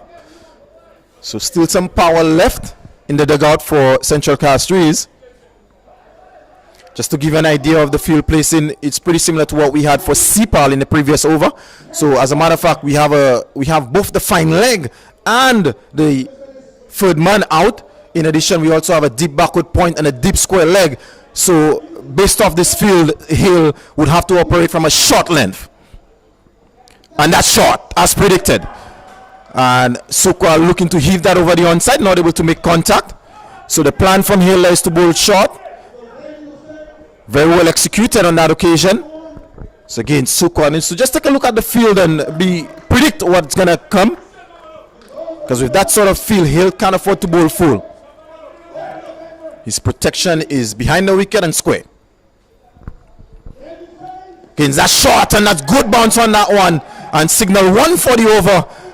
by the umpire. So Hill now has to be careful, because any other delivery over the shoulder height will be signaled no ball by the umpire. So he has to be careful. But again, very good execution and very good carry as well. Henry, the wicketkeeper, taking that one in his chest area. So Hill working up some pace and some bouncer in the final over. That one is full on. Suka makes contact over the onside. That's going to go into the boundary for 6. So Suka makes contact. That one a bit fuller. So like I said, the previous delivery, the umpire did signal one for the over. So he knew he could not go as short. So that one a bit fuller, and Suka able to make contact on that occasion and deposits it over the mid wicket for 6.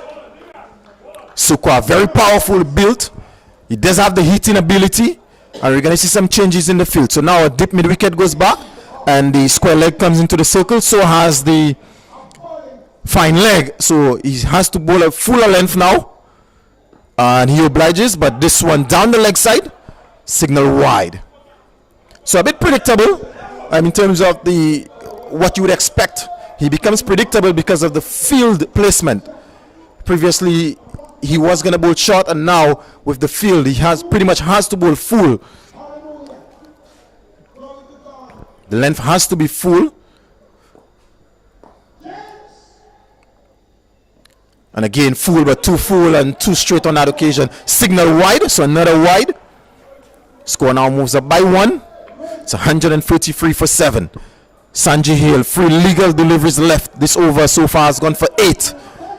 Like I said, anything under 10, Babonneau would be pretty pleased. But the Central Castries, they're thinking of 140 now. They're thinking of maybe something above 140. So Suka would need 7 of the last 3 legal deliveries to get past the 140.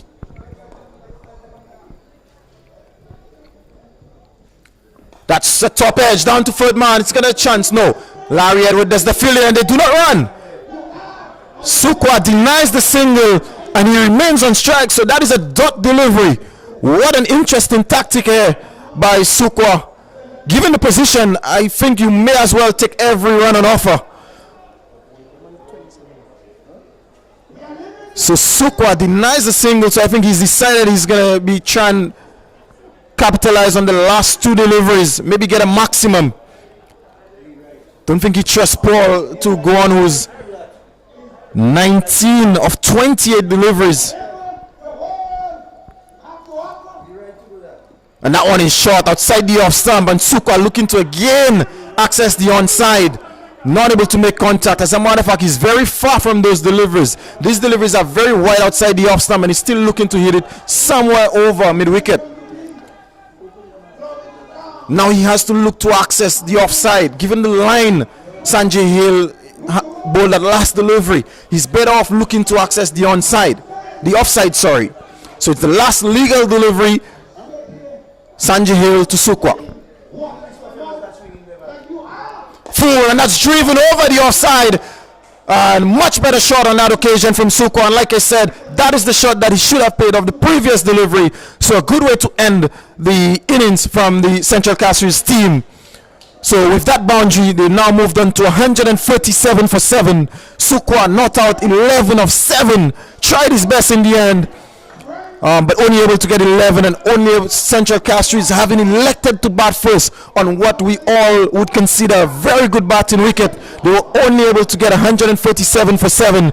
So I think best of the first innings, I think Babonneau would be the team most pleased right now, having restricted them to 137. Just to give you an idea of the scorecard,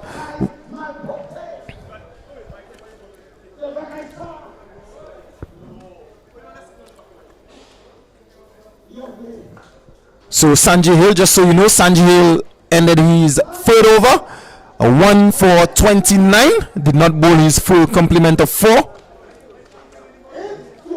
As we see the Babonneau team very pleased with their bowling effort. So we're just going to quickly go over the scorecard. So Theo Edward bowled Eugene for 9. That's John L. Eugene. Jamal James gone 18. Caught Caleb Thomas, bowled Eugene as well. Stephen Natcham bowled Sachin Sipal for 49 of 42. Jaden Elibox Scott Thomas bowled Eugene 5 of 8. Gabriel bowled Sanjay Hale for 13 of 15. Kensley Paul, who struggled for 28 deliveries, only able to get 19. Zai Antoine bowled Larry Edward for 11. And Kyle Adonis, the last batsman out, bowled Larry Edward for 1. Not out batsman, Tyler Sukwa, 11 of 7. So 147 for 7. While we take a look at the bowling figures. And it's going to be, that was actually John L. Eugene, 4 overs, 3 for 16. The pick of the bowlers, excellent spell. Bowled 4 overs from the very start, opened the bowling from the northern end. So really good bowling performance. Naeem Rosemond, 4 overs, none for 35. Sanjay Hill, very expensive, I would say, 1 for 29 off his free. And Sachin Sipal bowled an excellent spell, 1 for 22 from his 4. Larry Edward, the experienced Larry Edward, showing his quality and his worth, 2 for 23 off his 4. And young Gustav bowled a very good over, 1 for 8. So like we said, this is the bowling figures.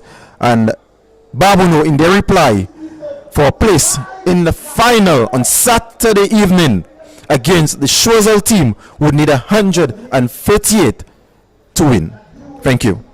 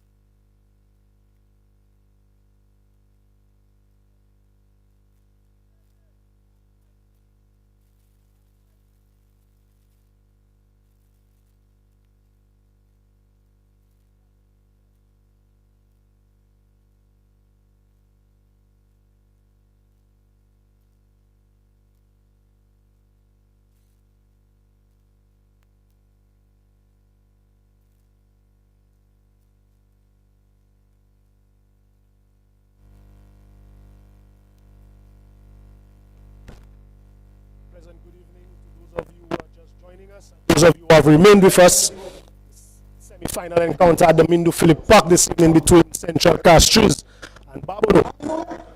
And we've had the first innings. Central Castries won the toss and elected to bat first. They are 137 for. They got to 137 for 7.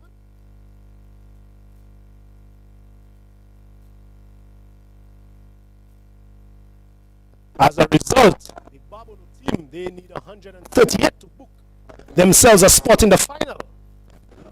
Chozel patiently awaits the winner of this encounter. I want to remind our viewers that this encounter is also a replay of last year's final. So these two teams, they always seem to unleash an exciting encounter when they go head to head. And the second inning is about to start. Dane Edward and John L. Eugene, the batsmen, to take the attack to the Central Castries bowling. And it will be Dylan John from the river end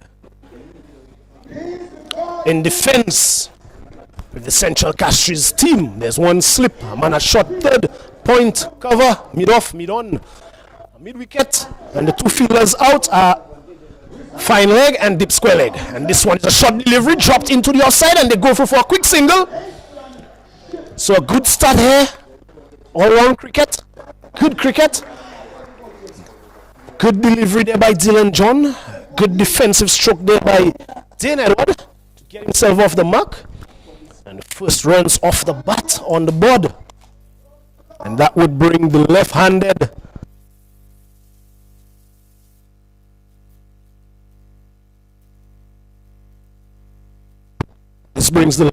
John L. Eugene on strike. A prolific opening partnership for Babonneau.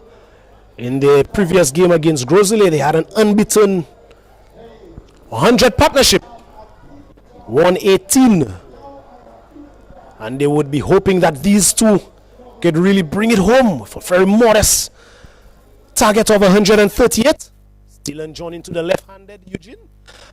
And that one, too much room being offered by Dylan, and a wide call by the umpire.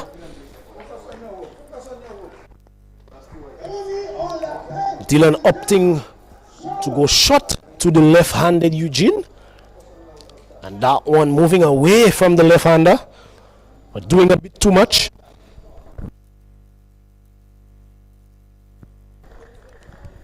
And we see a change in field. Dip point is now being employed.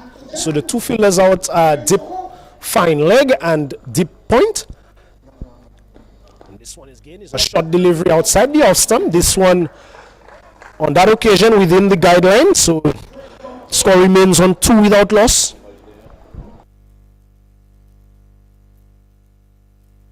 So the Central Castries team, they would really need wickets in the power play if they had to put the Babonneau team under any sort of pressure. With just 138 runs required of a full allotment of 20 overs, Babonneau team would feel very comfortable. Central Castries would have other ideas that this one is cut, but straight to the man who had just been placed on the point boundary. So Dylan really bowling to his field there.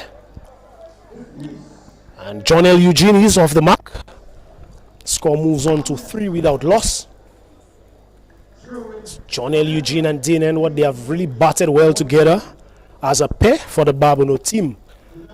And Babonneau, their hopes of getting into the final, getting over this target,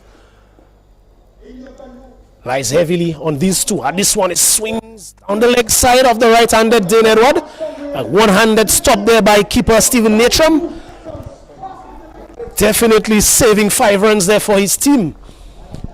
But the batsmen, they are alert and aware and getting through for a bye. Score moves on to 4.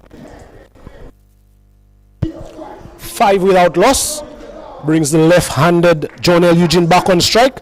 So halfway through the first over, just 3 deliveries have been completed here by Dylan John so far. A short delivery down the leg side, and that one is helped on the way, all the way to the boundary for 4. So a badly lined delivery from Dylan John. A short delivery on the body of John L. Eugene. But this one, he swiveled well on one foot, one leg, and swivels that one down to the vacant fine leg region for a boundary. The first of the second inning, the first of the reply. Score moves on to 9 without loss. Will there be a field change? No, there won't be. The field remains the same. Deep point and deep backward square leg, the two fielders out. That one is a full delivery and goes by to be taken by the keeper, and there is no run. A dot delivery there for Dylan John. Have a look at this one on the replay, as this one was really close to the wide line. Full delivery, swinging away. The umpire determining that that one was within the line and no wide called. 9 without loss, just one delivery left in the first over. So pretty quiet start there for the Babonneau team. And that one is swinging away from the left-hander. And Dylan John ends the first over with a dot ball. So after one over, Babonneau requiring 138 for victory. They are 9 without loss. Not out batsman Dane Edward, he had just faced the one delivery for his 1 run. And John L. Eugene, he is 5 deliveries. And John L. Eugene, he had a very impressive bowling figures, picking up 3 wickets in the power play for his team. And that confidence that he would be wanting to carry into his batting effort here this evening. Both of these openers did get half centuries in the previous game, the quarterfinal against Grosile. So they are coming into this encounter in pretty good form. And the other opening bowler for the Central Castries team would be Tyler Venner.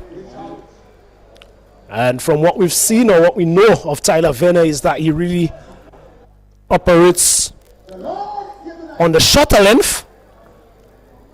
And we know Dane Edward, he likes to hook, he likes to pull.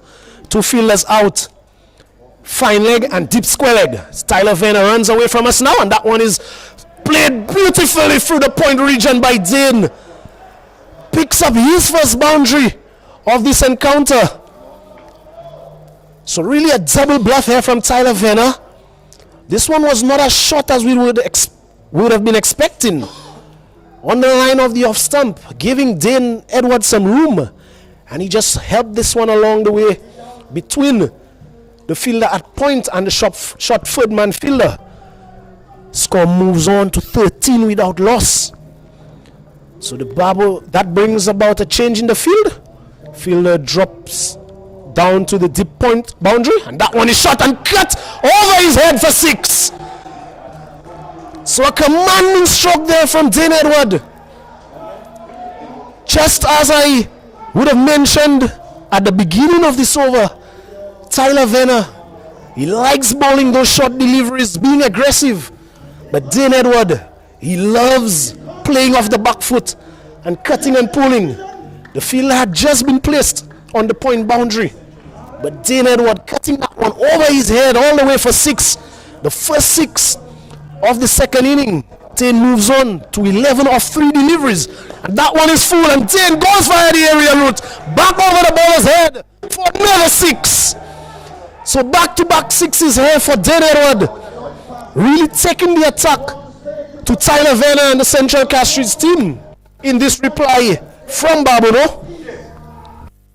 The score moves on to 25, or races on to 25 without loss rather. Dane Edward, he has raced up to 17 from 4 deliveries. Before this over, he was 1 of 1 delivery.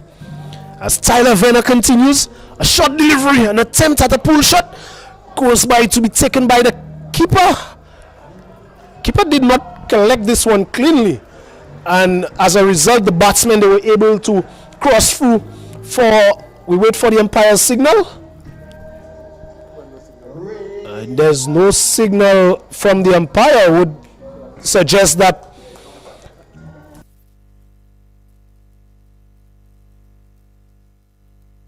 there may have been some contact with the bat as Dane attempted to pull that one into the leg side. So the score moves on to 26 without loss. Dane Edward 18. from 5 deliveries as Tyler Venner continues round the wicket to John L. Eugene, and that one is defended well into the offside, and they go through for 2. Great running there between the batting pair, Dane Edward and John L. Eugene, really putting pressure on the fielder at deep point that looked like Kensley Paul.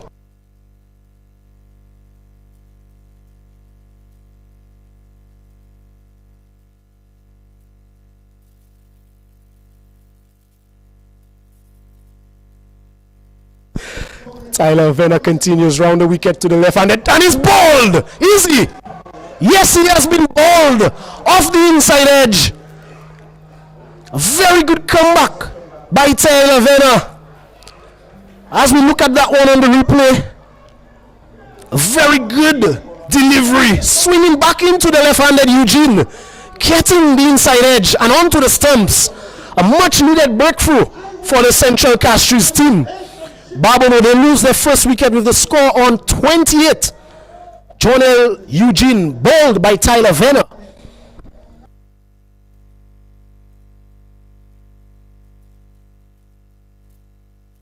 So after being struck for 2 sixes and a 4 by Dane Edward at the other end, he has come back nicely to close out the over and picking up the wicket of John L. Eugene. He has to go scoring 7 of 7 deliveries. And immediately Captain Stephen Natram ringing in the bowling changes. And it will be Dylan John is being replaced at the river end by the left arm off spinner Jaden Lybox. And it will be the right-handed Dane Edward on strike, who really got into his innings in the previous over, taking a liking to Tyler Venner. The first signs of spin in the second inning, so we have to wait and see is there's any spin on offer for Jaden Lybox.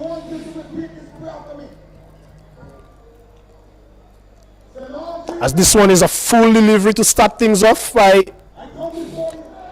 and this one goes through the fielder up long on. A very casual effort there by Theo Edward, that looks like, on the long on boundary. A full delivery that was driven all along the ground by Dane Edward and goes right through that long barrier.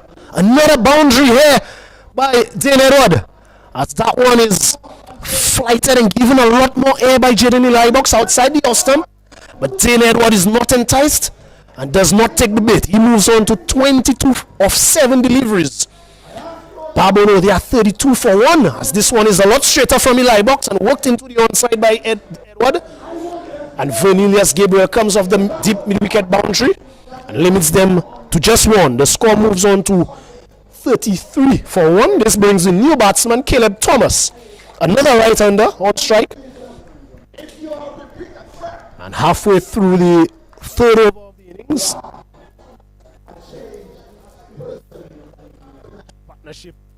previous partnership was 28. And Thomas is back and punches that one straight to the field at cover, and there's no run. Jaden Lybox is bowled with 3 balls so far, considered 5 runs. The first delivery really gifted a boundary to the Babonneau team. And that one a lot more air, and this one is driven over the offside. This one will run close to the boundary. Batsmen, they go through for 2, and that one goes into the boundary now. So another boundary there being picked up by Caleb Thomas on that occasion. A full delivery flighted outside the off stump by the left arm bowler, and Thomas driving that one over the infield, getting a much needed boundary. He gets off the mark with that boundary. 4 of 2 deliveries, a lot faster from Lybox on that occasion, and Thomas is forward and defends well. This brings another over to an end, over number 3, and Babonneau, they are well ahead of the asking rate. They are 37 for 1 run. Just 101 runs more required for victory and a spot in the final of this year's Prime Minister's Cup. And And the Babonneau team, they've really treated their fans who've come out to watch them this evening to some very good cricket, some disciplined bowling to start the evening off. And so far, just what the doctor has ordered.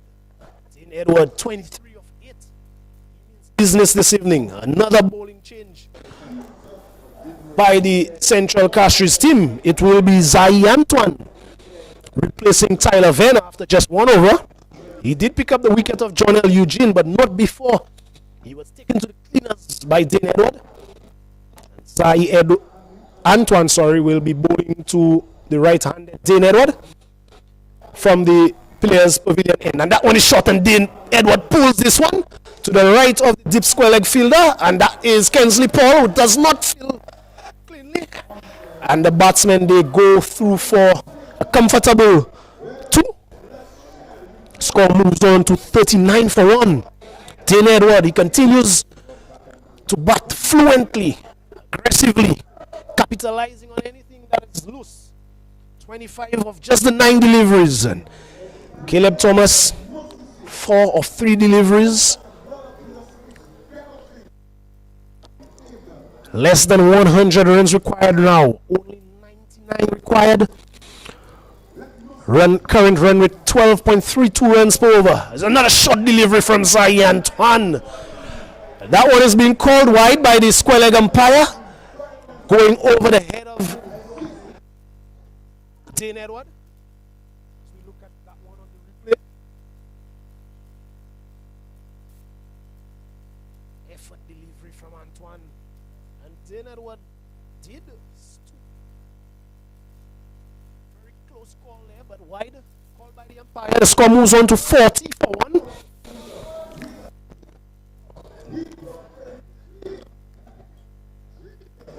Antoine continues, and that one is full, and then drives this one up his sleeve, just eludes the fielder at mid-wicket, and it will roll into the boundary now. So not a convincing shot there by Dean Edward, but remember, we are inside the power play with the fielding restrictions.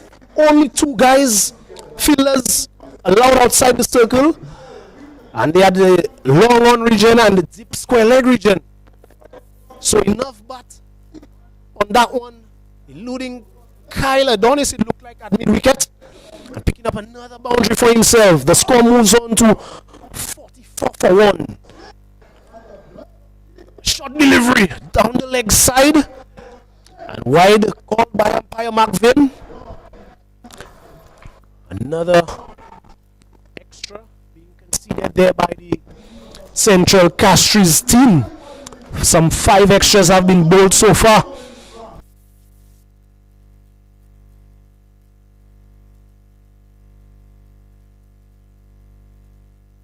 So we can hear the screams and the shouts, the chants from the fans. Bat on Dean is what they are saying. Zai Antoine, Central Castries would know that they have to get him out. And that one is a better line delivery from Antoine. And Dean Edward was probably caught in 2 minds trying to work this one into the onside. And Zai Antoine does the fielding of his own bowling. And precious dot ball. Some 93 runs required of 99 deliveries. Required run with just the 5.42 runs per over. With 9 wickets in hand, Babonneau will be very comfortable with the position that they are in so far. Scoring at 12, well over 12 runs per over.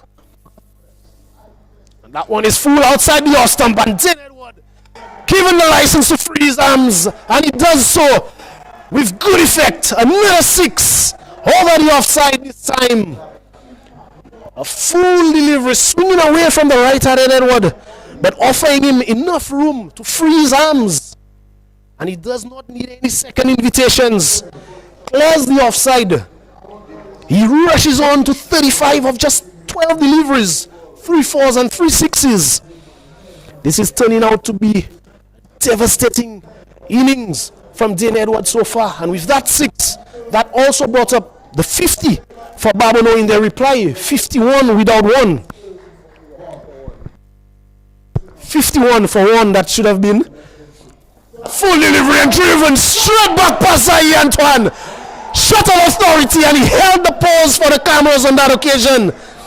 He's dealing in boundaries this evening, and he is in a race to get over the finishing line and book a spot into the finals. And with that 6, he moves on to 41 of just 13 deliveries, 3 4s and 4 6s. A strike rate of 315.3. Central Castries, they have been shell-shocked here at the Mindu Philip Park. You could see that in the body language of the fielders. And Antoine got shot at a no ball because the first delivery of the over was called a wide for going over the batsman's head. And Antoine must have forgotten that he had bowled that delivery earlier in the over. Continues to bowl short, but that one has to be called a wide by the umpire. A no ball, resulting in a free hit with just one delivery left in over number 4. 58 for 1. Dane Edward on strike. Free hit. Zai Antoine comes in now, goes past the umpire. Full delivery, and Dane Edward skies this one. This one goes high and long. Capitalizes on the free hit. Another 6 off the bat of Dane Edward. The score races up to 64 for 1. Dane Edward, he moves on to 47 of just 15 deliveries, 3 4s and 5 towering 6s. A strike rate of 313.3 from the right-handed Edward. And usually when we speak of destructive batsmen locally here in St. Lucia, we speak of the likes of Stephen Natram, Jaden Lybox from the Central Castries team. But spare a thought for Dane Edward from Babonneau. He is without doubt one of the most destructive openers we have on island, as it will be Jaden Lybox, and he's greeted here with a lofted drive straight back over his head. A very good stop by the fielder coming round. We wait for a signal from the fielder, and it is another boundary. So the boundaries continue to flow here for the Babonneau team. Jaden Lybox at the start of his over being greeted with a lofted drive over his head. A valiant effort there by Theo Edward on the long on boundary, but not being able to prevent the boundary. At that one wraps Caleb Thomas on the pad. A dot ball. We've not had a dot ball in some time. And the Central Castries team, they would welcome that dot ball. Babonneau, they are 68 for 1, some 4.2 overs. As that one, Caleb Thomas gives himself room, presents an opportunity, and it's a drop catch. That looks like it was Kensley Paul running back from the cover region. The ball going over his shoulder. He got there in the end, got two hands, got both hands to it, and a man who is part of the HPC, one would have expected him to do a lot better with that chance.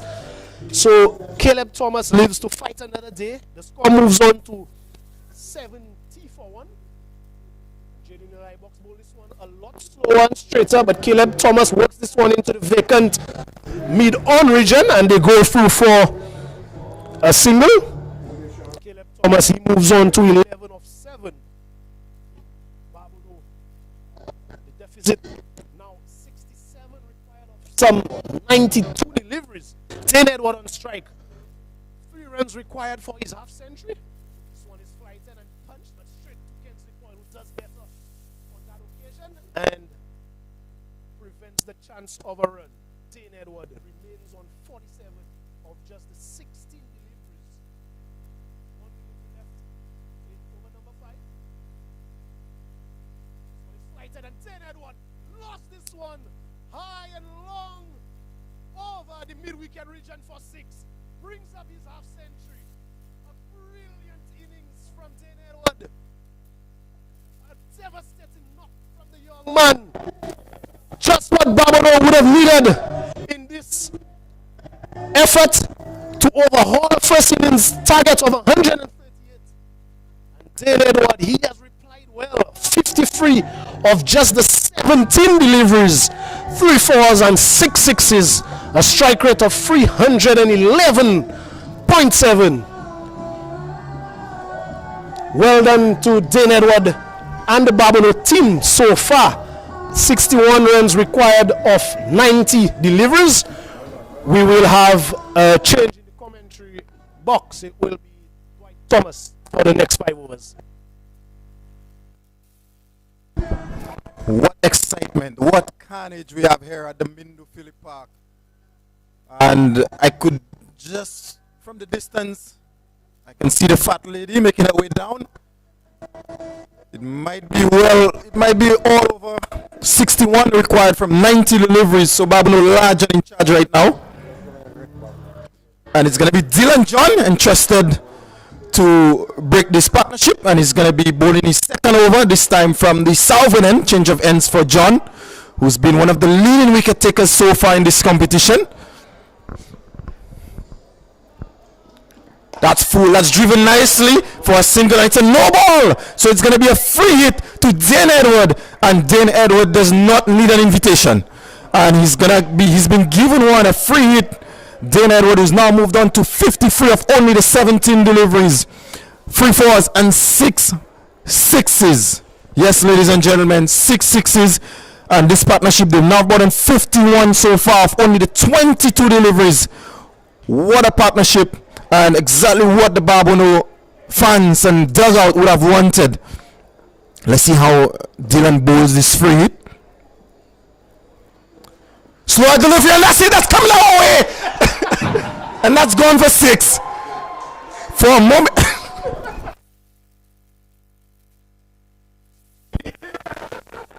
My word, for a moment I thought my life was in danger. Dane Edward hit that one well over the commentary box. And this is his 7th 6. A slow ball, Dylan John, and that's gone for 6. Babonneau, they only require 53 of 89 deliveries. And the Mindu Phillip Park has gone quiet. We could only hear the voice of, we have in attendance the Babonneau rep, Mr. John Estefan. We could hear his voice from the Cadet Pavilion, enjoying what he's seen from his Babonneau native. My word, Dane Edward, 59 of 18 deliveries. What a performance, what a time as well. Dane Edward, we've known him to be a very destructive player, but he's really showing it this evening, hitting the ball to all parts of the ground. He's been able to hit them straight, he's been able to hit them over the onside, he's been able to hit them over the offside as well. So 360, hitting it all around the ground, and we're still in the power play, and Babonneau 85 for 1. 85 for 1. That's full down the leg side, and what a stop by Stephen Natrum, diving away to his left, saving a certain boundary and signal right by the umpire as well. So Dylan coming back for his second spell has been very expensive, already going for 19, and he's only bowled 7 legal deliveries. So it's all going wrong for the Central Castries team. Yes, as we see on screen here, the representative, Mr. John Paul Estefan, enjoying proceedings. Babonneau showing why they're the defending champions. I think coming into this game, many thought that Central Castries were favorites, but the Babonneau lads, they had other ideas. At shot and pushed into the onside for an easy single. So Thomas doing exactly what is required. With the way Edward is going, all Thomas has to do is just get Edward back on strike, and he did that nicely on that occasion. So Caleb Thomas not out so far, 13 of only the 9 deliveries. So he's going quite well himself. Already hit 2 fours. In the previous over, hit Jaden Eli box over his head for a wonderful boundary.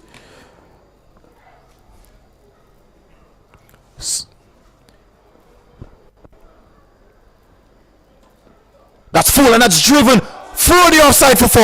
What a shot by Edward. Driving that one almost off the back foot. That was not a full delivery by any stretch of the imagination.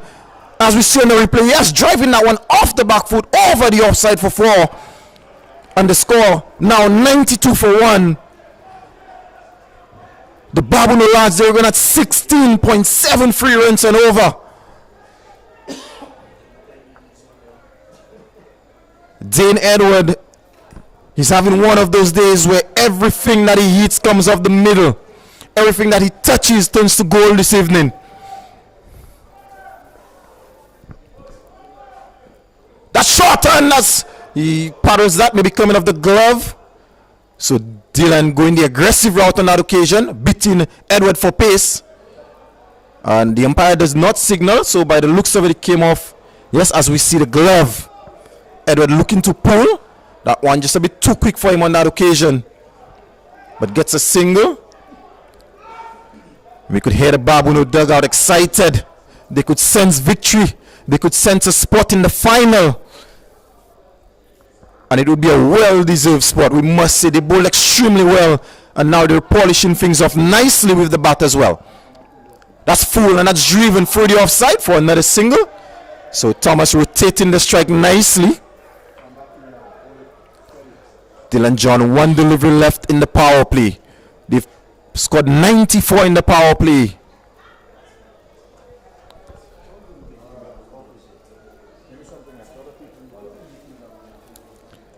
Edward on strike, 64 for only the 20 deliveries. John, his final delivery of his second over. That shot, and that's pulled down to fine leg. It's definitely getting one. It's going for 4. Tyler Sukwa trying to play a bit of football, and unfortunately went straight for him down to the boundary for 4. So Central Castries not helping themselves in the field whatsoever. And at the end of the power play, the Babonneau lads, they put on 98 for the loss of 1. And Dane Edward has now moved on to 68 of only 21 deliveries. And they're going at 16.33 runs and over. It would take an absolute miracle here if Central Castries are to get back into this game. And by the body language, I don't think they believe they have the opportunity to get back. It's going to be a change of bowler from the northern end. It's going to be Tyler Venner. As we see the crowd taking a look at the fans. Not much excitement being shown there, so they may very well be Central Castries fans. So the guys from Babonneau, they've come down to the Mindo Philip Park and silenced the Mindo Philip Park. So Schwarzel, beware, Babonneau is on the way.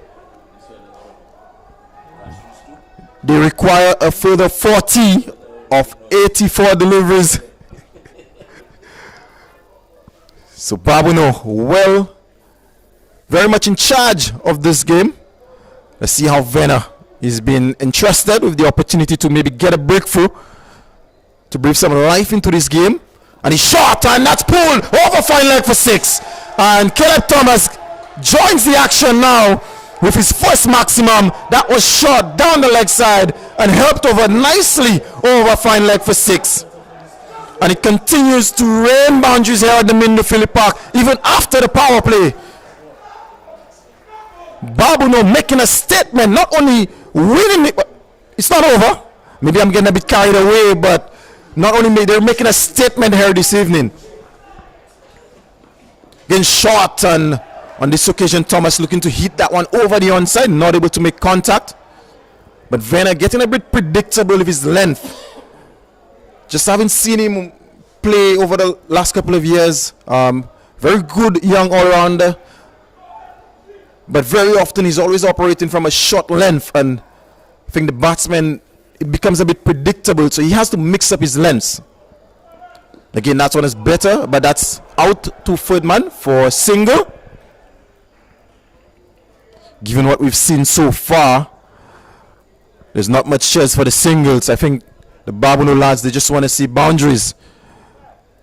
So Dane Edward now back on strike. 105 for 1. We're only in the 7th over. They require another 33.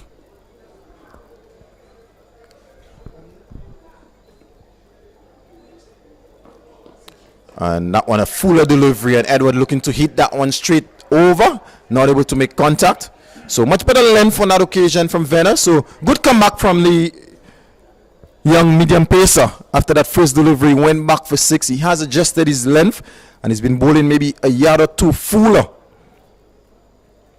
And he's been able to keep both Thomas and Edward quiet the last 2 deliveries.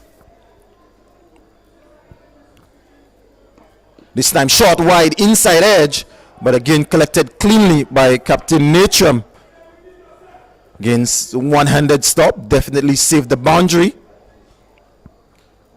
But Venner, after going for a 6, has responded nicely. Dot 1, dot, dot. So 1 delivery left in his 2nd over. He's the only bowler so far to have gotten a wicket, 1 for 26. Got Jonelle Eugene bowled for 7. That one is played into the offside for an easy single. Great communication between this pair. So Edward retains the strike. Now moves on to 69. And at the end of the 7th over, Babonneau, 106 for 1.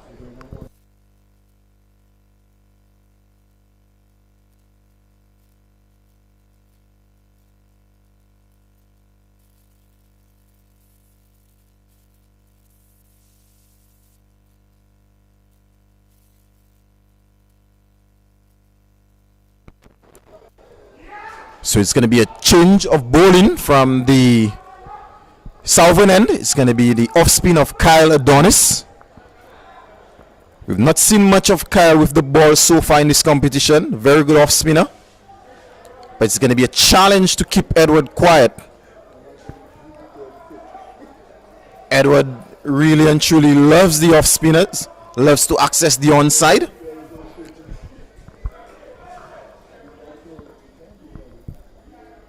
That's full, and that one doesn't turn. Deceives Edward. A bit of a straight delivery there from Adonis, but very good line, and more importantly, I think very good pace.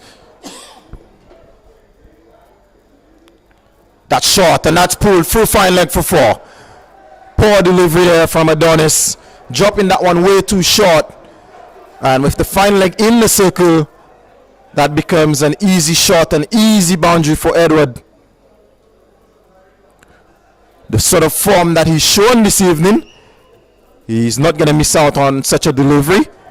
So back-to-back half centuries for Edward. 1 in the quarterfinal and 1 here in the semi-final. So doing the business for his team at the right time as well.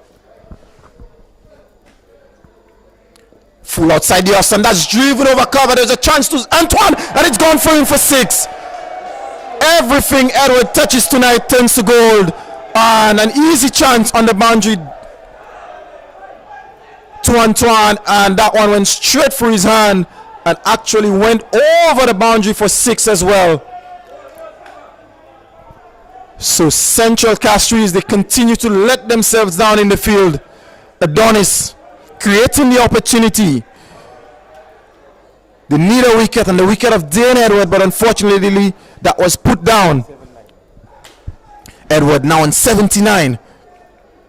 That's short, and that's pulled into the onside, and that's going to go into the boundary for, I'm going to wait on the signal. That was very close. So wait on the umpire's signal, and it's 6. It's another 6 to Dane Edward, who now moves on to 85, which has included 6 fours and 9 sixes so far. Babonneau 122 for 1. So Edward needs 15 to get to his 100. They also require 16 for victory. That's full, and he's looking to heave that one over the onside. Only getting the inside edge to Jamal James. So Adonis coming in for some treatment here. 16 considered of the 5 deliveries that he's bowled so far.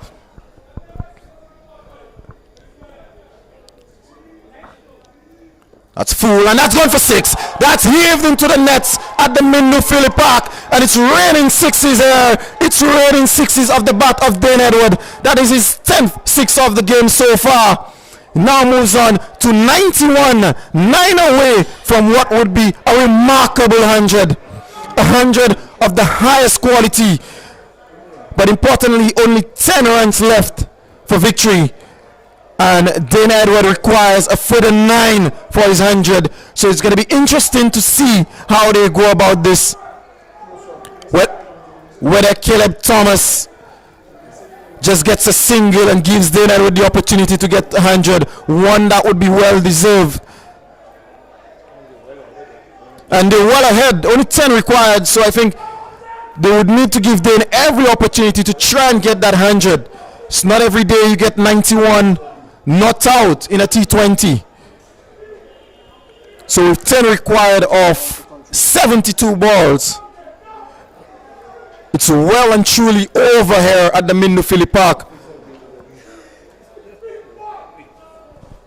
I think what we're all waiting to see is whether Edward will be able to get that to that 100. We're going to have a change of bowling from the northern end. It's going to be Paul, the all-rounder from the High Performance Center.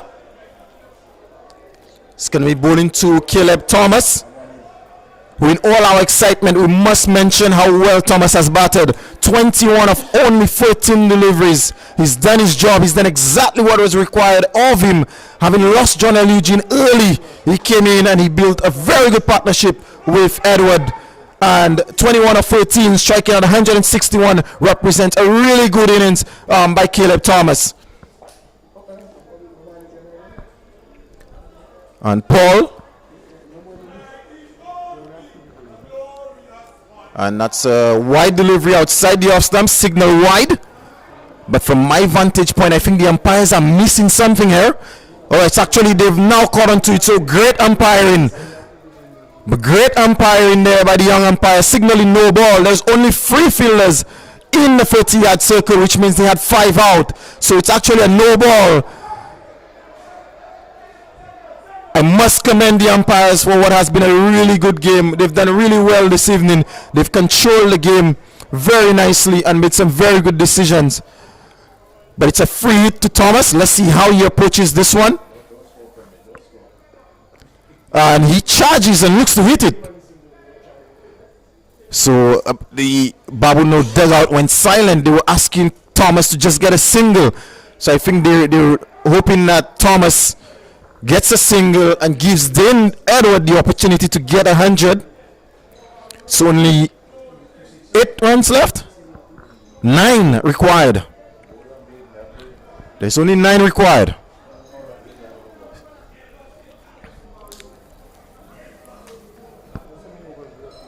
Edward patiently waiting for the opportunity to get on strike. And well played, pushed into the offside for an easy single. To the applause from the dugout, exactly what they were asking Thomas to do. He now moves on to 22. So that brings Edward back into strike. He's on 91, 9 away from 100. And they require a further 8 runs. So he would need basically 2 boundaries.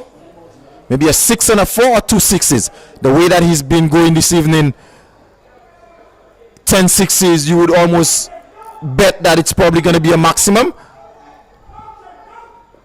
Full outside the off stump, driven over cover. It's only going to be 1. You're thinking of the second, and then Edward comes back for the second, and he gets in. Excellent running there from Edward.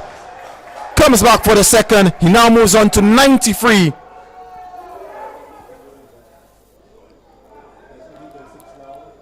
So they require 6 for victory.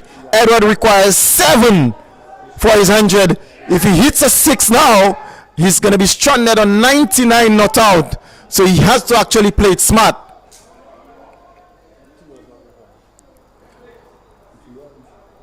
So there's 3 balls left in that over. So you maybe get a 2 or 6, maybe a 4. That's a wide outside the off stump, signal wide. So maybe Paul hiding things. Maybe trying to prevent Edward from getting that 100. For those of us who remember, who's watched CPL, remember Karen Pollard versus Evan Lewis, who Pollard bowled a wide, almost preventing Lewis from getting that 100. I don't think that's what Paul is doing. To be fair to the youngster, I don't think that's what he's doing. He's bowling to a wide plan, so just not able to execute.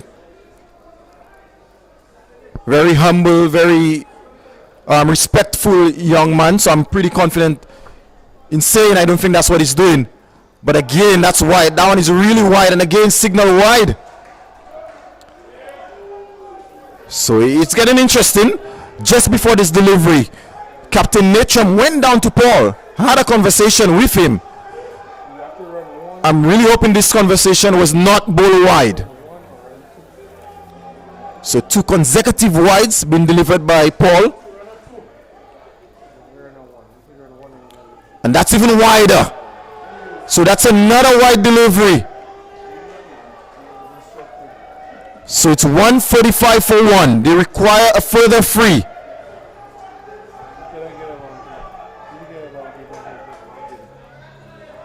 Don't want to be too critical of Paul, but if that's the plan, I'm not in support of that. This cricket is a gentleman's sport, and you still have the opportunity to get Edward out. Yes, he's batted well. Yes, he's on 90, but there's every opportunity that Edward could sky one and get him out, and you get the big wicket. It may very well be over, but that's another wicket towards your stats. So let's just give him the benefit of the doubt. And that's why top edge down to third man, and he's second. So Edward has to go, unfortunately. So the wide plan works on that occasion. Top edge down to third man, and Kyler Donnings takes the catch. So Paul gets his wicket. I think the Central Castries fans, they're more pleased that they prevented Dane Edward from getting the 100 than actually winning the game. But Dane Edward deserves an absolute standing ovation. What an innings from the youngster. 93 of only 41 deliveries. That included 6 fours and 10 sixes. Yes, guys, we said it. 10 sixes. That is 60. So what an innings from Dane Edward. He deserves all the applause that he's getting, and he's pretty much booked a place in the final for Babonneau. The defending champions, they're going to get the opportunity to defend that trophy in the final. They only require free of 68 deliveries, and the incoming batsman is Quinn Henry. We've seen some of the best power hitting that we've seen in quite a while, especially here at the Mindu Phillip Park. The fans, the majority would be Central Castries fans, but I'm sure they would appreciate the sort of innings that they've just seen by Dane Edward. So Paul, bowling his first over, was able to get the breakthrough. So Henry facing up to Paul, and he continues with the wide plan, but Henry nicely played down to third man for an easy single.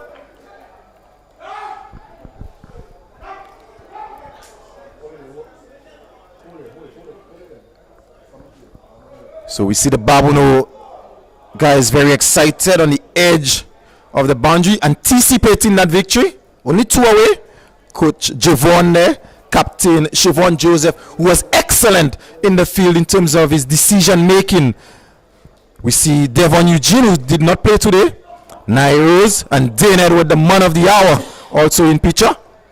And Quinn Henry hits that over square leg for 6, and that's game, set, and match here at the Mindu Phillip Park. What a way to end this semi-final. Quinn Henry went across.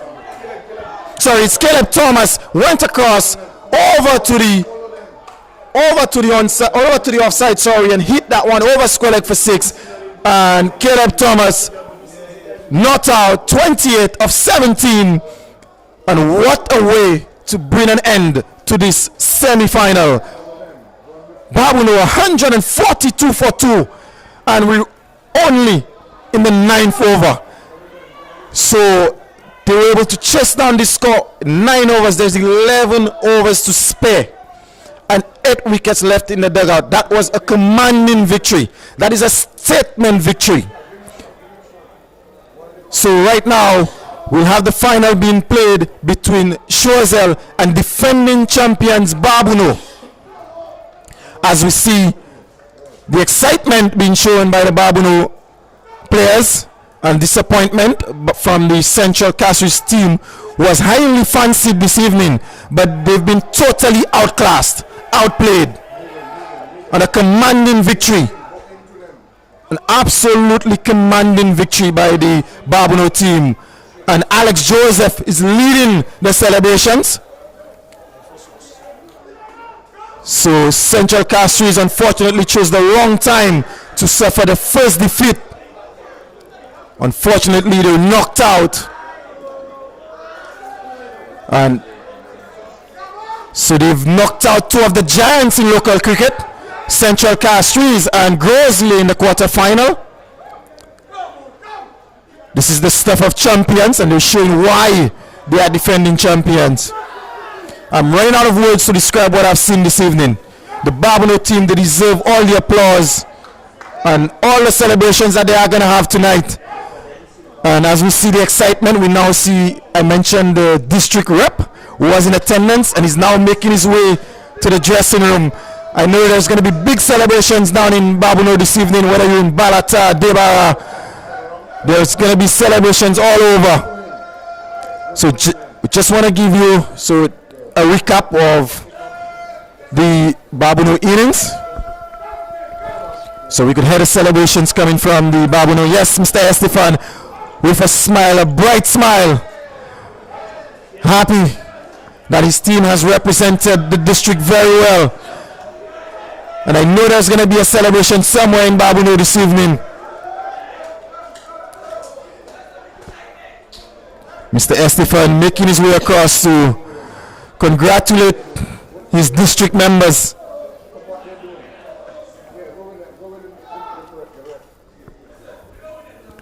We've seen a one-sided semi-final, but it was a very exciting semi-final, we must say. Cometh the hour, cometh the man. Dane Edward, take a bow.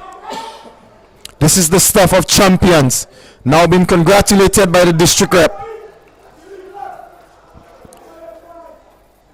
Well deserved, Babonneau. Coach Javon will be proud of his boys. They held a nerve last year, and today they totally outclassed Central Castries.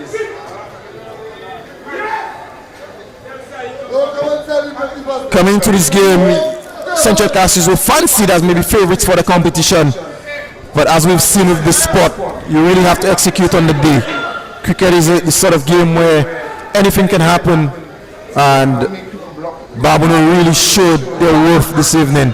They bowled extremely well in very good batting conditions, as we just saw in the way that they chased down this total, having restricted Central Castries to 137. We all in the commentary box felt that was too fewer runs on this wicket, and so it proved. We were not necessarily expecting it to be such one-sided, but we have to give congratulations to the Babonneau team. So just a quick recap. So Central Castries, having won the toss and batting first, they were only able to get to 137 for 7, thanks to 39 from Captain Stephen Natron. Kingsley Paul tried and tried, only able to get 19 of 28 deliveries, and Jamal James 18 of 15. The pick of the bowlers was Jonel Eugene, 3 for 16 from his 4. Larry Edward, experienced, showed this evening 2 for 23 of his 4, and Sachin Sipal, what a wonderful all-rounder we have coming up here in St. Lucia, 1 for 22 of his 4. And in reply, it was the Dane Edward show.